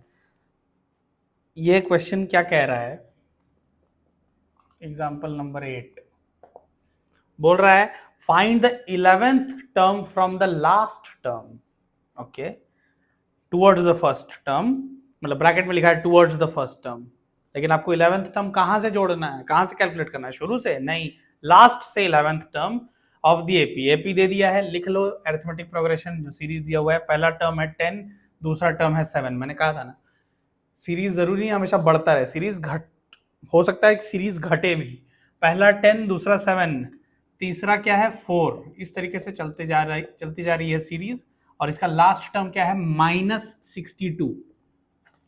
कह रहा है 11th टर्म बताओ, लेकिन अगर हमें इधर से 11th टर्म पूछता तब तो हम an equal to a plus N minus 1 into d लगा देते, लेकिन उसने किधर से पूछा है, उसने इधर से 11th टर्म पूछा है। अच्छा, एक काम करते हैं, पहले total number of terms find कर लेते हैं, ठीक है। टोटल नंबर ऑफ टर्म्स जैसे ही हमें पता चला, क्योंकि हमें लास्ट टर्म पता है, an हमें पता है, उससे हम n का वैल्यू निकाल लेंगे। अब जब टोटल नंबर ऑफ टर्म्स हमें पता चल गया है तो फिर लास्ट से 11th टर्म, मतलब शुरू से हमें कौन सा टर्म फाइंड करना है वो भी पता चल जाएगा। आओ देख लेते हैं। ये आइडिया क्यों आया मेरे दिमाग में, क्योंकि मुझे लास्ट टर्म पता है, फॉर्मूला तो वही यूज होगा ना, तो an we know an equal to a plus N minus 1 into D. Formula बार बार लिखो, याद हो जाएगा। an का वैल्यू बताओ, -62, साइन को बहुत ध्यान से लिखना, प्लस माइनस बहुत इंपॉर्टेंट होता है, एक प्लस माइनस गड़बड़ होगा आंसर पूरा गलत आ जाएगा। -62 इक्वल टू a यानी पहला टर्म क्या है 10, 10 प्लस, क्या n पता है, n मतलब नंबर ऑफ टर्म्स, नहीं, वही तो निकालना है, पहले वही तो हम कैलकुलेट करना चाहते हैं। d का वैल्यू बताओ। यहाँ पे बच्चे सिली मिस्टेक, जिसको सिली मिस्टेक कहा जाता है, but this is not a silly mistake, ये ध्यान से करने की जरूरत है। यहाँ पर a2 माइनस a1 या राइट माइनस लेफ्ट करने से क्या होगा, 7 माइनस 10, यहाँ लिख लो एक स्टेप, 7 माइनस 10 करो। आपके पास 7 रुपए हैं, आपके दोस्त ने आपसे 10 रुपए मांगे, क्या करोगे, पहले 7 रुपए दे दोगे, बाकी और 3 रुपए उधार मांग के लाओगे, तो आपके पास जो नंबर बचेगा that is not +3, that would be -3, यानी 7 माइनस 10 कितना होता है -3। -62 equal to 10 plus n minus 1 into 7 minus 10 होता है -3, वेरी इंपॉर्टेंट। अब देखो मैं इसको पहले इधर लिख रहा हूं, -3 इंटू n माइनस वन क्या हो जाएगा? अच्छा चलो ऐसे लिख लेता है, 10 प्लस इंटू माइनस क्या होगा, -3 into n minus one equal to -62। अब देखो यहां पे 3 into n minus one negative के साथ है, तो उधर जाएगा तो पॉजिटिव हो जाएगा, और ये नेगेटिव इधर आएगा तो पॉजिटिव हो जाएगा। यानी 10 plus 62 equal to 3 into n minus one. Okay, इसको मैं फिर से इधर लिख रहा हूं, 3 into n minus one equal to 62 plus 10 होता है 72। क्या 72 3 के टेबल में आता है? हाँ आता है। कैसे पता चला? 7 प्लस 2 करो कितना होगा? 9। 9 आता है 3 के टेबल में? बिल्कुल आता है। यानी n minus one equal to 72/3, यानी 3 2 ज़ा 6 और 3 4 ज़ा 12, 24। n माइनस वन अगर 24 आ रहा है तो n का वैल्यू क्या होगा? माइनस वन उधर जाके प्लस वन हो जाएगा, यानी n हो गया 25। इस सीरीज में कितने टर्म्स हैं? 25 टर्म्स हैं इस सीरीज में। इस सीरीज में टोटल 25 टर्म्स हैं। क्या निकल गया आंसर? नहीं, क्वेश्चन तो ये पूछा ही नहीं था। ये तो पहला स्टेप अभी हमने हमारे सॉल्यूशन के अकॉर्डिंग कंप्लीट किया है। क्वेश्चन तो पूछ रहा है कि लास्ट से 11th टर्म का वैल्यू बताओ। लेकिन एक बात बताओ, अब हमें पता चल गया कि टोटल टर्म्स 25 हैं। ओके, टोटल टर्म्स अगर 25 हैं, तुम मुझे पूछ रहे हो राइट से लास्ट से 11th टर्म कितना होगा। लास्ट से मान लो टोटल टर्म 25 है, लास्ट से तुम मुझे पूछ रहे हो 11 टर्म, तो 25 माइनस 11 अगर मैं कर दूं तो कितना हो गया? 5 माइनस वन हो गया 4, 2 माइनस वन हो गया 1, यानी शुरू से 14th टर्म। और यहीं पे बच्चों का आंसर हो जाएगा गलत। इसमें एक छोटा सा कैच है, बहुत ध्यान से सुनना। ये तो चलो बहुत बड़ा सीरीज है, 25 टर्म्स हैं इसमें। मैं एक छोटा सा सीरीज लिख कर दिखाता हूँ। 1 2 3 4 5, मान लो यही एक सीरीज है। क्या ये एक अरिथमेटिक प्रोग्रेशन है? चेक कर लो। 2 minus one 1, 3 minus two 1, 4 minus three 1, 5 minus four 1, यानी ये कॉमन डिफरेंस जब 1 है, सेम है, तो क्या है ये? एपी। मैंने बोला second term from the last, last से सेकेंड टर्म का वैल्यू बताओ। अच्छा, टोटल नंबर ऑफ टर्म्स कितने हैं? 5। मैंने बोला लास्ट से सेकेंड, तो मतलब आपने 5 माइनस टू कर दिया, तो यानी अब आपको शुरू से थर्ड टर्म बताना पड़ेगा। लास्ट से सेकेंड टर्म कौन सा है? ये। शुरू से थर्ड टर्म कौन सा होगा? 1 2 3। आई, शुरू से थर्ड टर्म तो ये वाला आ रहा है। इसीलिए हमें क्या करना पड़ता है, जब बात शुरू से और लास्ट से की जाती है ना, जब ये वाला एंगल लाया जाता है क्वेश्चन में, तो इसमें हमेशा हमें +1 करना पड़ता है, क्योंकि हम टर्म्स को भी तो काउंट कर रहे हैं। 5 टर्म्स टोटल हैं। Second term from the last is not third term from the first. देख लो, first second third fourth, it is the fourth term from the front. तो हमेशा जब 11th term from the last बोला ना, तो आपको 25 टोटल है, 11 तो माइनस कर दो, जो नंबर आया उसमें +1 कर दो, क्योंकि इधर से जाने में हम उस चीज को फिर से काउंट करते हैं। तो यानी हमें 14th टर्म नहीं कैलकुलेट करना है, हमें कौन सा टर्म कैलकुलेट करना है? 15th term. यही वो जगह है जहां पे मैक्सिमम बच्चे गलती कर देंगे। तो इसका बहुत ध्यान रखना। अगर आपको पूछा कि लास्ट से टर्म बताओ, तो आपको total number of terms calculate करके लास्ट वाला माइनस करके +1 करना बहुत इंपॉर्टेंट है, तब आप सही टर्म बता पाओगे। तो आपको A14 नहीं निकालना है, आपको A15 निकालना है। तो n का वैल्यू तो निकल आया 25, n इक्वल टू 25, और हमें क्या फाइंड करना है? A15 फाइंड करना है। इसको कॉपी कर लो, उसके बाद A15 का भी वैल्यू निकाल लेंगे। आप नीचे लिखोगे तो फॉर्मूला फिर से लिखना है, an equal to a plus N minus one into d. ये फॉर्मूला, कोई भी फॉर्मूला जितनी बार लिखोगे उतना ज्यादा याद होते जाएगा। A15 का वैल्यू बताओ क्या होगा? n का वैल्यू जब 15 है, a क्या है? पहला टर्म 10 प्लस n क्या है इस बार? 15, यानी 15 माइनस वन। अच्छा, d हमने कितना निकाला था? 7 माइनस 10, d आया था हमारा -3। 10 15 माइनस वन हो गया 14, 10 प्लस 14 इंटू -3। अच्छा, प्लस इंटू माइनस हो जाएगा माइनस, 10 माइनस 14 इंटू 3, यानी 10 माइनस 42, 10 माइनस 42 हो गया -32, यानी जो 15th टर्म है इस सीरीज का वही 11th term from the last है, और उसका वैल्यू कितना है -32। मतलब इधर से अगर आप इस सीरीज को लिखते जाओ लिखते जाओ लिखते जाओ लिखते जाओ तो 15th टर्म पे जहां आप पहुंचोगे वहां आपको -32 लिखा हुआ दिखेगा।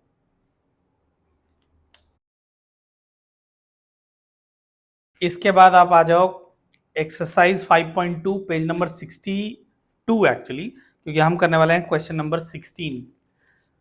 एक्सरसाइज 5.2 चैप्टर नंबर 5 है अरिथमेटिक प्रोग्रेशन, इसका क्वेश्चन नंबर 16।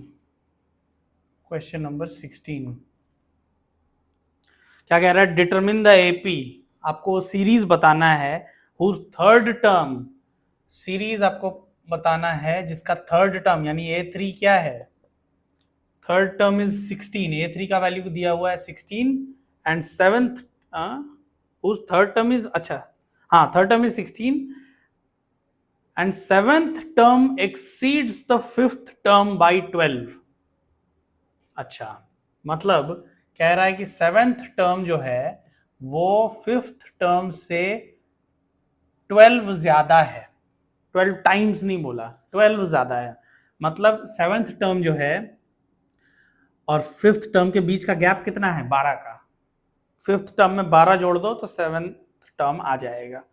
और बोला है कि थर्ड टर्म है 16, ये कुछ नहीं है, थर्ड टर्म है 16, ये क्या है क्वेश्चन में गिवन, बोल रहा है ये सीरीज बताओ, सीरीज के सारे नंबर्स सारे टर्म्स बताओ।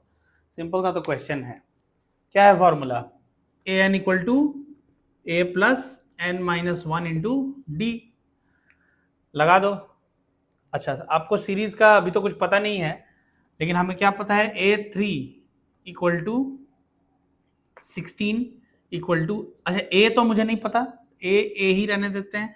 क्या मुझे n पता है, हाँ n क्या है यहाँ पर थर्ड, क्योंकि थर्ड टर्म की बात हो रही है, 3 माइनस वन। क्या d पता है मुझे, d यानी कॉमन डिफरेंस, नहीं d मुझे अभी नहीं पता, सीरीज ही नहीं पता, सीरीज ही तो फाइंड करना है, तो d भी नहीं पता मुझे। थोड़ा सा इसको सिंप्लीफाई कर लेते हैं, a plus 3 minus one D क्या होगा, a plus 2d equal to 16।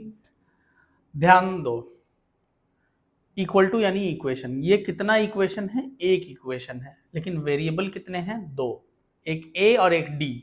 तो हमें एक और वेरिएबल फाइंड करना पड़ेगा a और d दोनों का वैल्यू निकालने के लिए। अच्छा, a यानी पहला टर्म और d यानी कॉमन डिफरेंस, पहला टर्म अगर पता चल गया तो उसमें कॉमन डिफरेंस जोड़ते जाओ, आपको पूरा सीरीज मिल जाएगा। तो मुझे बस एक और इक्वेशन फाइंड करना है, और देखो गिवन है यहाँ पर एक और, जिसे मैं एक और इक्वेशन बना सकता हूँ, फिर दोनों इक्वेशन को सॉल्व करके मैं वैल्यू निकाल लूंगा। जो दूसरा वाला पार्ट है इसमें भी ये फॉर्मूला लगा दो, A7 का वैल्यू, अच्छा 7 का वैल्यू नहीं दिया है, ठीक है, तो A प्लस n क्या है 7, यानी n minus one, 7 minus one into d, तो मुझे यहाँ पे भी नहीं पता, इक्वल टू यहाँ पे A5 यानी A, यहाँ A जो सीरीज का A है वो तो मुझे नहीं पता, प्लस 5, n क्या है 5, 5 माइनस वन इंटू डी मुझे नहीं पता है, प्लस 12। मैंने कुछ नहीं किया, ये जो दूसरा पार्ट गिवन है ना, इसी को मैंने एक्सपैंड कर दिया फॉर्मूला यूज करके। ये जो नीचे लिखा रहता है ना, ये n का वैल्यू है, देख लो, a प्लस 7 माइनस वन कितना होता है 6, a plus 6d equal to a plus 4d plus 12। अब देखो आपके लिए आसान कर दिया है क्वेश्चन ने काम, चाहता तो a प्लस समथिंग d करके दो इक्वेशन दे सकता था, तो फिर हमें दोनों इक्वेशन को ऐड सब्ट्रैक्ट कुछ करना पड़ता, लेकिन यहाँ पे ऐसा हो गया है कि देखो इक्वल टू के इधर भी a उधर भी a, ये a इधर आएगा तो क्या हो जाएगा, a माइनस ए होके 0 हो जाएगा, तो मैं यहीं से कैंसिल कर देता हूं। अब देखो इधर है 6d, इधर है प्लस 4d, 4d इधर आएगा तो हो जाएगा माइनस 4d, तो 6 माइनस 4 हो जाएगा 2d, 2d इक्वल टू 12, 2 इधर चला जाएगा, 12 बाई 2, 2 के टेबल में 12 कब आता है, 2 6 12, यानी d का वैल्यू क्या हो गया 6, d का वैल्यू 6 है, मतलब ये जो सीरीज है ना इसमें टर्म्स 6 अपार्ट होंगे, अगर पहला 6 है तो दूसरा 12 होगा, फिर 18 होगा, ऐसे होगा। अब हमें जब d का वैल्यू पता चल गया तो इसको इस इक्वेशन में पुट कर दो, इसको ऐसे लिखते हैं, putting d equal to 6 in equation 1, तो क्या हो जाएगा, a plus 2 into 6 equal to 16, यानी a प्लस 12 इक्वल टू 16। यहाँ प्लस 12 उधर जाके हो जाएगा माइनस 12, 16 माइनस 12 कितना होता है 4, यानी a का वैल्यू आ गया 4। अब इसके नीचे आप लिख सकते हो, लिख लेना कि पहला टर्म 4 है तो दूसरा टर्म क्या होगा 4 प्लस 6 यानी 10, उसके बाद 16, 10 प्लस 6, फिर 16 प्लस 6 22, ऐसे करते करते सीरीज चलता जाएगा। मैं सीरीज का वैल्यू ऊपर लिख दे रहा हूँ। पहला टर्म कितना आया 4, तो दूसरा कितना होगा 4 प्लस 6 यानी 10, तीसरा 10 प्लस 6 यानी 16, चौथा 16 प्लस 6 मतलब 22, 22 प्लस 6 28। इस तरीके से ये सीरीज चलता जाएगा और हमें सीरीज का वैल्यू पता चल गया। ये वाला पार्ट आप लोग नीचे लिख लेना, मेरे पास जगह नहीं है और सॉल्यूशन ऑलरेडी निकल चुका है इसलिए मैंने इसको मिटाया नहीं। इसको कॉपी कर लो, यहां से कॉपी करना जो गिवन पार्ट है और इसके नीचे ये लिखना कि फर्स्ट टर्म ये है, तो कॉमन डिफरेंस ऐड करते जाएंगे और हमें कंसेक्यूटिव टर्म्स पता चलते जाएंगे। अगला क्वेश्चन है question number 18, the sum of the fourth and eighth term of an AP, sum of fourth and eighth term of an AP. अच्छा, ये सुन के लग सकता है कि सम ऑफ एन टर्म्स की बात हो रही है, जरूरी नहीं है। क्या बोल रहा है, sum of the fourth term, fourth term क्या होगा A4 एंड एट्थ टर्म, मतलब उसमें एट्थ टर्म को जोड़ दो, A8 अगर ऐड कर दो तो उस एपी का मतलब इन दोनों टर्म्स का जो सम है, जो रिजल्ट आएगा वो 24 आएगा। ये क्या है गिवन, ये क्वेश्चन में दिया हुआ है। And sum of sixth term यानी A6 प्लस A10 इज 44, ये भी क्या है given. Find the first 3 terms of the AP, वहां तो पूरा सीरीज फाइंड करने के लिए बोला था, यहाँ तो पहले 3 टर्म्स ही बताने हैं। सिंपल सा तो क्वेश्चन है, कराने की जरूरत है। चलो बेसिक बता दे रहा हूं, उसके बाद तो आप खुद ही कर लोगे। A4 क्या होगा, A plus 4 minus 1 into d, यही होगा ना। ए एन क्या होता है A plus N minus 1 into d, तो A plus 4 minus 1 into d plus A plus 8 minus 1 into d equal to क्या 24 गिवन है। अब देख लो A प्लस ए हो जाएगा 2A प्लस 4 माइनस 1 हो जाएगा 3D plus 7D equal to 24, यानी ये क्या हो जाएगा 2A plus 10D equal to 24। देख लो 2 कॉमन आ जाएगा और कैंसिल हो जाएगा, यानी A plus 5D equal to 12, A plus 5D equal to 12। ये क्या हो गया, ये पहला इक्वेशन हो गया। क्यों, क्योंकि इक्वेशन एक है, जितने इक्वल टू उतने इक्वेशंस। इक्वेशन एक है, वेरिएबल 2 है, क्या करना पड़ेगा एक और इक्वेशन फाइंड करना पड़ेगा, तब हम ए और डी का वैल्यू निकाल पाएंगे। दूसरा इक्वेशन कहां से निकलेगा, इस वाले गिवन पॉइंट से। तो इस चीज को मैं साइड में लिख ले रहा हूं और उसके बाद फर्दर कैलकुलेशन करेंगे। A plus 5D equal to 12। Math के पेपर में ना आप लैंग्वेज क्या लिख रहे हो उससे ज्यादा फर्क नहीं पड़ता, वी नो, लेट्स कंसिडर, वो आप कुछ भी लिख सकते हो। जो मेन सब्सटेंस होता है ना सॉल्यूशन का, वो यही होता है। मैं सब्सटेंस बता रहा हूँ आपको, उसके इर्द गिर्द लैंग्वेज क्या लिखना है वो अपने मर्जी से आपको जो लिखना होगा लिख लेना, कि let us consider that first term is A, common difference is D, वो सब ठीक है, वो आपकी मर्जी है आप कैसे लिखना चाहते हो। दूसरा वाला जो गिवन पॉइंट है उससे क्या निकलेगा, A plus 6 minus 1 into d plus A plus 10 minus 1 into D. क्यों, क्योंकि यही तो n होता है, इक्वल टू 44। देख लो A प्लस ए हो गया 2A प्लस 6 माइनस 1 हो गया 5D प्लस 10 माइनस 1 हो गया 9D equal to 44। Implies 2A plus 5 plus 9 होता है 14, यानी 14D इक्वल टू 44। इसमें से भी 2 निकल के कैंसिल हो जाएगा, दोनों साइड से, इक्वल टू के दोनों साइड से, तो ये हो जाएगा A plus 7D equal to 22, और ये हो गया हमारा इक्वेशन नंबर 2। इक्वेशन नंबर 1 क्या था, A plus 5D equal to 12। Equation number 2 क्या है, A plus 7D equal to 22।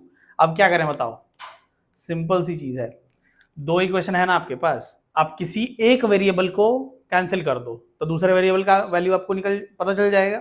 दूसरे वेरिएबल का जैसे ही वैल्यू पता चला उसको किसी एक इक्वेशन में पुट करो, आपको पहला वेरिएबल भी पता चल जाएगा। मैं कह ये रहा हूं कि जो इक्वेशन 2 है ना, इसमें 7d है, तो मैं क्या करता हूं, इक्वेशन 2 माइनस इक्वेशन 1 कर देता हूं। ठीक है, आप ऐसे लिख सकते हो सबट्रैक्टिंग, अच्छा अगर लैंग्वेज में लिखो तो लिखना subtracting equation 1 from equation 2। From मतलब इससे सबट्रैक्ट किया जा रहा है, तो लैंग्वेज में वो उल्टा लिखा जाता है, पर मैंने समझाने के लिए क्या लिखा है, इक्वेशन 2 माइनस इक्वेशन 1। अब देख लो 2 माइनस इक्वेशन को कैसे सबट्रैक्ट किया, ऐड करते हैं, इक्वल टू को बीच में रखते हैं। मैथमेटिक्स में इक्वल टू का बहुत ज्यादा इंपॉर्टेंट रोल होता है। इनफैक्ट आप आगे चल के फिजिक्स वगैरह भी जब पढ़ोगे ना, फिजिक्स में भी बहुत इक्वेशंस, बहुत कैलकुलेशन, अलजेब्रा सब आता है, क्या पूरा का पूरा ट्रिग्नोमेट्री कैलकुलस फिजिक्स में आता है। इक्वल टू मतलब इक्वेशन, और ये बहुत इंपॉर्टेंट चीज है, equal to as it is रहेगा, उसके लेफ्ट साइड चीजें अदल बदल करेंगी। तो जब 2 माइनस 1 हम कर रहे हैं तो हम क्या कर रहे हैं, a माइनस ए क्या होता है, 0, तो लिखने की जरूरत नहीं है। 7d minus 5d, 7d minus 5d मतलब 7 माइनस 5 2, यानी ये वो हो जाएगा 2d इक्वल टू, अब देखो टाइम होता ना तो मैं एक एक स्टेप पूरा डिटेल में करके बताता, एक एक पॉइंट समझाता, लेकिन अभी उतना टाइम नहीं है, अभी एग्जाम हो जाएगा, उसके बाद नया सेशन शुरू होगा तो फिर डिटेल में हर चीज पर बात करेंगे। 7d माइनस 5d हो गया 2d, और 22 माइनस 12 कितना होगा, 10। 2 इधर आ जाएगा डिवीजन में, यानी d का वैल्यू क्या हो जाएगा, 5। अब d का वैल्यू जो 5 निकला, इसको इक्वेशन 1 में पुट कर दो, तो क्या हो जाएगा, d का वैल्यू इक्वेशन 1 में पुट करने से a प्लस 5 इंटू डी का वैल्यू क्या है 5 इक्वल टू 12। देख लो a प्लस 25 इक्वल टू 12, यानी a का वैल्यू क्या होगा 25, उधर जाके नेगेटिव हो जाएगा, 12 माइनस 25, 12 माइनस 25 हो जाएगा आपका माइनस 13। यानी इस सीरीज का, जिस सीरीज की बात हो रही है, पहले 3 टर्म्स ही उसने पूछे है ना, तो पहले जो 3 टर्म्स होंगे वो क्या होंगे, पहला टर्म तो होगा माइनस 13, दूसरा टर्म होगा माइनस 13 में आप 5 ऐड कर दो, माइनस 13 प्लस 5 माइनस 8, फिर उसमें प्लस 5 कर दो माइनस 3, ये होगा सीरीज। 3 टर्म्स ही पूछे हैं उसने, तो ये वाले पार्ट को आप इसके नीचे लिख लेना। अगला क्वेश्चन है क्वेश्चन नंबर 19, एक्सरसाइज 5.2 का, जो कि पेज नंबर 63 पर है। क्वेश्चन नंबर 19, ये क्वेश्चन क्या कह रहा है, सुबा रॉय स्टार्टेड वर्किंग इन 1995, कौन सा ईयर, 1995। ओके, इन्होंने अपना काम शुरू किया, एनुअल सैलरी इनकी कितनी थी, ₹5000, एनुअल मतलब पर ईयर इनको 5000 रुपये मिलते थे, और इंक्रीमेंट होना शुरू हुआ इनका 200 रुपए का हर साल। ठीक है, 95 के बाद क्या, कौन सा साल आया होगा, 96 में 200 का हाइक हुआ, तो 96 में इनकी सैलरी हो गई होगी 5200 की, फिर आया 97, फिर 200 का इंक्रीमेंट हुआ तो हो गई होगी 5400 की सैलरी, उसके बाद 98 आया, फिर 200 रुपए की इंक्रीमेंट होने के बाद इनकी सैलरी हो गई होगी 5600, और ऐसे ही चलता गया। ठीक है, पूछ रहा है इन विच ईयर, बताओ कौन से साल में डिड हिज इनकम रीच 7000, ये जो 5600 हो गया ना, ये चलते चलते किस साल में ये जो उनकी तनख्वाह है साल की वो 7000 रुपए हो गई होगी, ये है क्वेश्चन। तो ये भले है लैंग्वेज में गिवन, आपको इसमें मैथ्स देखना पड़ेगा। सबसे पहली चीज ये क्या है, जो 200 कंटिन्यूअसली बढ़ रहा है हर साल, यही तो कॉमन डिफरेंस है, तो आपको डी मिल गया। अच्छा, आपको फाइंड क्या करना है, यही तो टर्म्स है ना, तो आपको ए एन ही निकालना है, आपको एक्चुअली एन निकालना है, A N equal to A plus N minus 1 into D, formula लिख लो सबसे पहले। ए एन का वैल्यू क्या है 7000, ए क्या है 5000, पहला टर्म, एन नहीं पता, क्यों, क्योंकि काम यहीं से शुरू हुआ है। टोटल नंबर ऑफ ईयर्स पता कर लूं अगर मैं, total number of years till 7,000, जब उनकी सैलरी 7,000 हो गई तब तक कितने साल बीते, तो उतने नंबर ऑफ ईयर्स अगर मैं शुरू में ऐड कर दूं तो मुझे ईयर पता चल जाएगा। यानी n मुझे फाइंड करना है total number of years. d कितना है, d तो दे ही दिया है 200। अब देखो 200 into n minus one equal to 7,000 minus 5,000। 7,000 minus 5,000 कितना होगा, इधर प्लस है ना तो इधर जाके माइनस 2,000 हो जाएगा। 2,000। अब देखो 200 2,000 बाई 200 कितना होगा 10, यानी n माइनस वन कितना होगा 10, यानी n का वैल्यू माइनस वन उधर जाके प्लस वन यानी 11। तो n का वैल्यू जब 11 है यानी 95 से 11 ईयर्स जब बीतेंगे तब उनकी सैलरी 7,000 की होगी।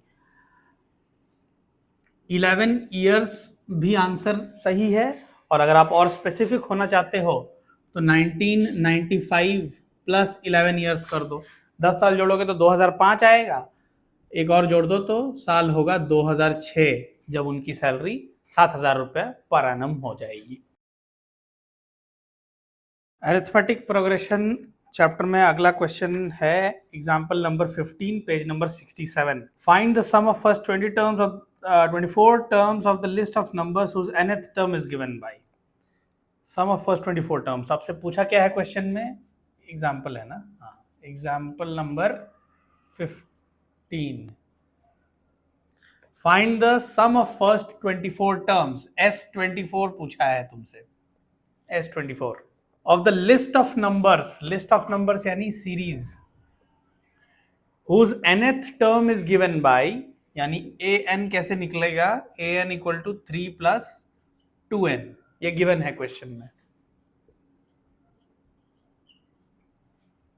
अच्छा, अगर मुझे 24th टर्म यानी मुझे A24 अगर फाइंड करना हो तो इस फॉर्मूला के अकॉर्डिंग क्या होगा, 3 प्लस 2 इंटू 24 यानी 3 प्लस 48 यानी 51। हाँ अच्छा, मुझे S24 फाइंड करना है ना। S24 Sn होता क्या है, n by two into 2a plus n minus one into D. S24 का वैल्यू क्या होगा, 24 by two into 2a plus 24 minus one यानी 23d, यानी 12 इंटू 2a प्लस 23d। अगर मुझे a का वैल्यू पता चल जाए और d का तो मैं निकाल लूंगा। तो काम करते हैं,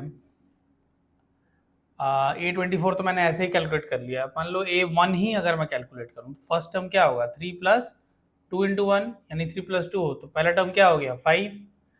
A2 पता कर लो, 3 प्लस 2 इंटू 2, 3 प्लस 4 यानी 7, तो पहला टर्म 5 दूसरा टर्म 7, फर्क कितना 2 का, तो D क्या निकल गया 2। लो बैठा दो इस फॉर्मूले में, 12 इंटू 2 इंटू ए का वैल्यू कितना है 5 प्लस 23 इंटू डी का वैल्यू कितना है 2। 12 2 इंटू 5 हो गया 10 प्लस 23 इंटू 2 हो गया 46, 46 प्लस 10 56, 56 इंटू 12 कर लो calculate, 56 into 12, 6 two 12, 5 two 10 plus 1 11 और 56 276 672 क्या है answer, 672 is the answer. Ultimately जानते हो क्या है, आपको ज्यादा परेशान नहीं होना है, फॉर्मूले याद रखो, फॉर्मूले से ही आपका काम चल जाएगा। इस क्वेश्चन को करने का सिंपल सा तरीका है, A24 तो मैंने कैलकुलेट करके देखा कि मे भी हो सकता है वहां से कोई रास्ता निकल जाता है, ये कैलकुलेट करने की जरूरत भी नहीं है इस क्वेश्चन में, ये पार्ट आप सीधे A1 A2, मैंने A1 A2 क्यों निकाला, क्योंकि दोनों के फर्क से मुझे क्या मिल जाएगा D, अरिथमेटिक प्रोग्रेशन है ना, D मिल गया तो D और A1 तो मुझे पता ही है, A इस फॉर्मूला में A क्या है पहला टर्म A1, तो A1 या A मुझे पता चल गया, D पता चल गया, लो निकल गया वैल्यू आंसर। अगला क्वेश्चन है एग्जाम्पल नंबर 16, उसके बाद वाला ही एग्जाम्पल नंबर 16 कह रहा है a manufacturer of TV sets कोई है जो टीवी बनाता है, produced 600 sets in the third year and 700 sets in the seventh year. अच्छा, मान लो ये ईयर्स हैं, ये first second third, third year में उसने कितने सेट्स बनाए? 600 सेट्स बनाए थर्ड ईयर में। थर्ड, उसके बाद आया होगा fourth, fifth, sixth, seventh. Seventh year में उसने 700 सेट प्रोड्यूस किए टीवी के। Assuming that the production increases uniformly, production uniformly increase करते जा रहा है, मतलब सेम नंबर्स इंक्रीज कर रहा है। मतलब क्या है ये? एपी, अरिथमेटिक प्रोग्रेशन है ये series. Uniformly by a fix number every year. अच्छा, कहने का मतलब है 600 से जो हुआ होगा उतना ही बढ़ा, तो फिर वो अगला हुआ होगा, ऐसे करते करते ये 700 तक पहुंचा है। मतलब there is a common difference, लेकिन उसका वैल्यू दिया नहीं है। अज्यूम कर लो कि एक डी है, कॉमन डिफरेंस है, ऐसा बोल दिया है। तो इस क्वेश्चन के पार्ट्स हैं। पहला बोल रहा है find production in the first year. यहां पे फर्स्ट ईयर में प्रोडक्शन कितना हुआ होगा, कैसे पता करें बताओ यार? फॉर्मूला कौन सा लगाएं बोलो? फॉर्मूला तो यही लगेगा, A N equal to A plus N minus one into D. Formula लिख लो, बार बार याद हो जाएगा। अच्छा, मुझे क्या पूछा है? पहला टर्म। अच्छा, पहला टर्म निकालने के लिए मुझे क्या चाहिए? मुझे एक चीज पता है, तीसरा टर्म मुझे पता है और सातवां टर्म मुझे पता है। इस फॉर्मूले में बैठा के हो सकता है ए और डी का कोई वैल्यू मुझे मिल जाए। पहले A3 पता कर लेते हैं। A3 तो पता ही है, उससे जो पता चलेगा वो कैलकुलेट कर लेते हैं। A3 कितना है? 600। A मुझे नहीं पता, 3 माइनस 1 हो जाएगा। क्या D पता है? नहीं, क्वेश्चन में D नहीं दिया हुआ है, यानी A plus 2D equal to 600। ये क्या यहाँ से कोई बात बनी? आधी बात बनी, क्योंकि दो वेरिएबल मिल गया लेकिन इक्वेशन एक ही है। दूसरे वाले में लगा दो, A7 क्या है? 700 equal to A plus 7 minus 1 into D, यानी A प्लस 6D क्या होगा? 700। ये हो गया इक्वेशन नंबर 2। ठीक है, अब बस क्या करोगे? 2 माइनस 1 कर दो, equation 2 minus equation 1। A minus A cut के 0, 6D माइनस 2D हो जाएगा 4D इक्वल टू 700 माइनस 600 हो जाएगा 100। यहां से D का वैल्यू कितना आ गया? 100/4, यानी D का वैल्यू आ गया 25। ठीक है, अब D का वैल्यू जब 25 आ गया तो D इक्वल टू 25 को पुट कर दो किसमें? इक्वेशन 1 में पुट कर दो। तो A plus 2 into 25 equal to 600, यानी A प्लस 50 इक्वल टू 600, यानी A का वैल्यू क्या आया? 600 माइनस 50 कितना होता है? 550। यानी पहले साल उसने 550 यूनिट्स प्रोड्यूस किए होंगे, 550 सेट्स प्रोड्यूस किए होंगे। देख लेते हैं आंसर। आंसर कितना है फर्स्ट पार्ट का? 550 sets in the first year. अच्छा, इसको कॉपी कर लो। ये जो साइड में ये पार्ट्स ऐसे मैं लिखता हूं ना, इसको आप नीचे लिखना। हमेशा स्पेशली जब आपको वर्ड प्रॉब्लम मिले ना, तो लैंग्वेज को मैथ में पहले ट्रांसलेट कर लो, उसके बाद जो फॉर्मूला जो आता है उसमें से अप्लाई करो। कुछ नहीं समझ में आ रहा है तो फॉर्मूला, कई बार ऐसा होता है ना, फॉर्मूला लिखने से समझ में आने लगता है कि अच्छा इसके बाद ये अप्लाई करना है या इस तरीके से सॉल्व करना है। तो इस क्वेश्चन का जो दूसरा पार्ट है वो है production in the 10th year. ये तो बड़ा ही सिंपल सा सवाल है। अच्छा, ए का वैल्यू कितना निकला? ए का वैल्यू निकला था 550 और डी का वैल्यू कितना निकला था? डी 25 निकला था ना? हाँ, डी का वैल्यू, हाँ 25, ए 550। ओके, बोल रहा है production in the 10th year. आपको क्या पूछा है पता है? A10 पूछ रहा है आपको। तो A10 क्या होगा? A plus 10 minus 1 into d. तो A का वैल्यू कितना है? 550 प्लस 9 इंटू डी कितना है? 25। अच्छा, 25 इंटू 10 होता तो 250 होता, तो 225, 225 प्लस 550, 550 प्लस 225, 550 प्लस 225, 577, 775 यूनिट्स बने होंगे। कब? यहाँ कहीं आगे जाके 10th ईयर में। चेक कर लो आंसर बुक में, 775 इज द आंसर। अच्छा, और थर्ड पार्ट जो है क्वेश्चन का वो क्या कह रहा है? Total production in the first 7 years, अरे शुरू से लेके 7 साल में जो टोटल प्रोडक्शन उसने की, क्या करना है, ऐड कर देना है। आपको S7 पूछा है, S7 यानी सम ऑफ फर्स्ट 7 टर्म्स। आप Sn का फॉर्मूला क्या होता है, n/2 into 2a plus n-1 into D, n-1 bracket में इंटू डी। आपको पूछा है S7, तो S7 क्या होगा, 7/2 इंटू 2, a का वैल्यू 550 प्लस n का वैल्यू 7 हो जाएगा 6 और d का वैल्यू कितना है 25। ठीक है, तो 7/2 इंटू 550 इंटू 2 कितना हो जाएगा, 500 इंटू 2 होता तो 1000 होता, 1100 हो जाएगा। 1100 प्लस 25 इंटू 6, 25 इंटू 4 होता है 100, तो ये हो जाएगा 150। यानी 7/2 इंटू 1100 प्लस 150, 052, 1250, 1250 2 से कट जाएगा, 2 6 12, 2 2 4, 2 5 10, 625 इंटू 7, 7 5 35, 7 2 14 प्लस 1 17, 6 7 6 5 7 5 35, 7 6 42, 42 प्लस 1 43, 4375। इतने सेट ऑफ टीवीज इस कंपनी ने 7 साल में प्रोड्यूस किए हैं, 4375 यूनिट्स। यही answer.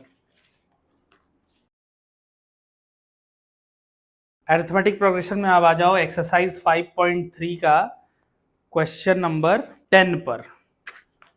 Exercise 5.3 question number 10, page number 69। Question number 10 क्या बोल रहा है, क्वेश्चन नंबर 10, शो दैट, मतलब प्रूव करना है कि A1 A2 A3 dot dot dot dot dot AN form an AP, मतलब ये एक AP है जहां पर form an AP where AN is defined as below. अच्छा, पहले में बोल रहा है कि AN अगर 3 + 4n से कैलकुलेट किया जाता है, nth टर्म अगर इस फॉर्मूले से कैलकुलेट किया जाता है जिस सीरीज का, वो सीरीज AP है, ये प्रूव करो। AP होने के लिए क्या होना चाहिए, कॉमन डिफरेंस होना चाहिए दो कंसेक्यूटिव टर्म्स के बीच में, दो एक के बाद एक जो टर्म्स हैं उनमें सेम गैप होना चाहिए। तो क्या करें पता है, A1 A2 फाइंड कर लो और दिखा दो डिफरेंस सेम है, उससे ज्यादा A2 A3 भी फाइंड कर लो, वहां पे भी डिफरेंस दिखा दो। A1 क्या होगा, n की जगह 1 पुट करना है, यानी 3 + 4 इंटू 1, 3 + 4 क्या होता है 7। A2 क्या होगा, 3 + 4 इंटू 2, 4 इंटू 2 होता है 8, 8 + 3 होता है 11। A3 क्या होता है, यहाँ होगा 3 + 4 इंटू 3, 4 3 12 प्लस 3 हो जाएगा 15, राइट। अब एक काम करो, A2 माइनस A1 कर लो, कितना होगा 11 - 7, 11 - 7 होता है 4। फिर आप A3 माइनस A2 कर लो, ये होगा 15 - 11, ये कितना है 4। Since difference is same given series is an arithmetic progression. Common difference ही तो मेन है ना अरिथमेटिक प्रोग्रेशन होने के लिए। इसके साथ साथ बोला है also find sum of first 15 terms. First 15 terms, ये जो सीरीज है इसके फर्स्ट 15 टर्म्स का सम पूछा है, यानी S15। तो Sn क्या होता है, n/2, फॉर्मूला लिख लो बार बार, 2a + n-1 इंटू डी। तो आपको अगर S15 पूछा है तो S15 होगा 15/2 इंटू 2। अच्छा, ये a क्या होता है, पहला टर्म यानी A1, A1 का वैल्यू कितना निकला 7, प्लस 15 - 1, 15 - 1 इंटू डी, डी कितना निकला 4, ये ना डिफरेंस 4 इंटू 4, बस इसका वैल्यू निकाल लो, आपको S15 मिल जाएगा। 15/2 इंटू 14, अच्छा ये 14 4 14 2 होता है 28, तो वो हो जाएगा 56। अच्छा, इक्वल टू 15/2, 56 प्लस 10 होगा 66, प्लस 4 हो जाएगा 70, यानी 15 इंटू 35। 35 इंटू 10 होता है 350, और 350 का आधा होगा 175, तो 350 प्लस 175 हो जाएगा 5, 7 प्लस 5 हो जाएगा 12, और ये 525 विल बी द सम। देख लेता हूँ एक बार, 35 इंटू 15, 5 5 25, 5 3 15, प्लस 2 17 इंटू 35, 5 7 प्लस 5 हो जाएगा 12, 3 प्लस 2 5, 525, यस, S15 इज 525। अच्छा, क्वेश्चन नंबर 10 का ही जो दूसरा पार्ट है उसमें भी सेम ही चीज़ करना है, आप खुद से भी करके ट्राई कर सकते हो। बोल रहा है ए एन गिवन हो, मतलब फाइंड कर सकते हैं 9 माइनस 5n इस फॉर्मूले से, तो बताओ ये सीरीज ए पी है। तो यहाँ पे भी अब क्या, A1 फाइंड कर लो, यानी 9 माइनस 5 इंटू 1, 5 इंटू 1 होता है 5, 9 माइनस 5 हो जाएगा 4। A2 फाइंड कर लो, 9 माइनस 5 इंटू 2, 5 इंटू 2 होता है 10, 9 माइनस 10 होता है -1। A3 फाइंड कर लो, 9 माइनस 5 इंटू 3, 5 3 ज़ा 15, 9 माइनस 15 हो जाएगा -6। अब आप फाइंड करो A2 माइनस A1, यानी -1 -4, -1 -4 कितना होता है -5। A3 माइनस A2 कितना होगा -6 माइनस -1, वेरी इंपॉर्टेंट, ये टर्म -1 है और ये ऑपरेशन वाला माइनस है, तो ये मिला के हो जाएगा -6 प्लस 1, -6 प्लस 1 होता है -5। Since difference is same, hence given series is N AP. अच्छा, इसके साथ साथ क्या पूछा है, आपसे पूछा है S15 का वैल्यू। S15 का वैल्यू क्या होगा, n/2 यानी 15/2 इंटू 2a। यहाँ पर a क्या है, a होता है A1 4, 2a प्लस 15 माइनस 1 यानी n-1 इंटू d कितना निकला -5, साइन का ध्यान रखना -5, यानी 15/2, 2 इंटू 4 हो जाएगा 8। अच्छा, ये प्लस इंटू माइनस हो जाएगा माइनस, 15 माइनस 1 होता है 14, 14 5 ज़ा 70, 14 5 ज़ा 70, 15/2। अच्छा, 8 माइनस 70 कितना होगा, 70 माइनस 8 कितना होता है 62, तो ये हो जाएगा -62। अच्छा, ये 2 से कट जाएगा, 2 3 ज़ा 6, 2 1 ज़ा 2, तो ये हो जाएगा -15 इंटू 31, 15 इंटू 31 करके देख लो कितना होता है 5, 5 3 ज़ा 15, ये होगा और यहाँ होगा 31, 5 6 4 -465, दिस इज द आंसर। एक डाउट आ सकता है कुछ बच्चों को कि भैया सम हम कर रहे हैं ना, हम नंबर्स को जोड़ रहे हैं 15 टर्म्स तक, तो फाइनल आंसर जोड़ने से फाइनल आंसर नेगेटिव कैसे आ सकता है? आ सकता है। इस सीरीज के टर्म्स देखो, इस सीरीज का पहला टर्म था 4, दूसरा टर्म ही क्या है -1, तीसरा टर्म क्या है -6। इस सीरीज में पहला नंबर सिर्फ पॉजिटिव है, बाकी सारे नंबर्स नेगेटिव हैं। आप नेगेटिव को ऐड करते जाओ। मान लो कोई इंसान लोन में है, पहले 1 लाख के लोन में था, 2 लाख और लोन ले लिया, तो जो नेगेटिव मतलब मॉरली नेगेटिव नहीं, मैथ्स में 1 लाख का लोन मतलब क्या, -1 लाख, उसने और 2 लाख का लोन ले लिया, तो -1 लाख -2 लाख, तो अब 3 लाख के लोन में चला गया।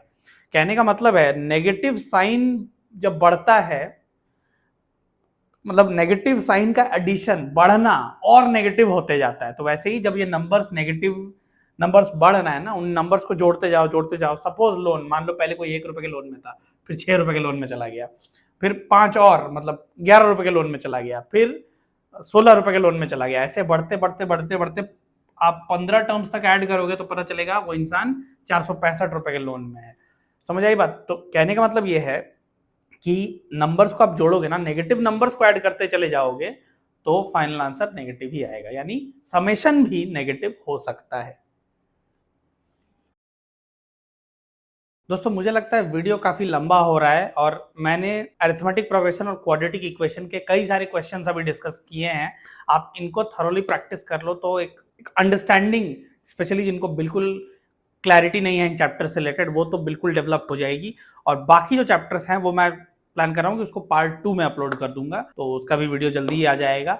और ये वाला वीडियो अभी मैं यहीं पे इसको एंड कर रहा हूं। तो आपसे वही मिलता हूं, और अगर बहुत ज्यादा समय नहीं बचा है एग्जाम में जब आप ये वीडियो देख रहे हो, तो कमेंट्स में बताना प्रिपरेशन कैसा है, और अगर एग्जाम देने के बाद देख रहे हो तो कमेंट्स में बताओ एग्जाम हुआ कैसा, और ओवरऑल फीलिंग्स और थॉट प्रोसेस कैसा है एग्जाम से रिलेटेड।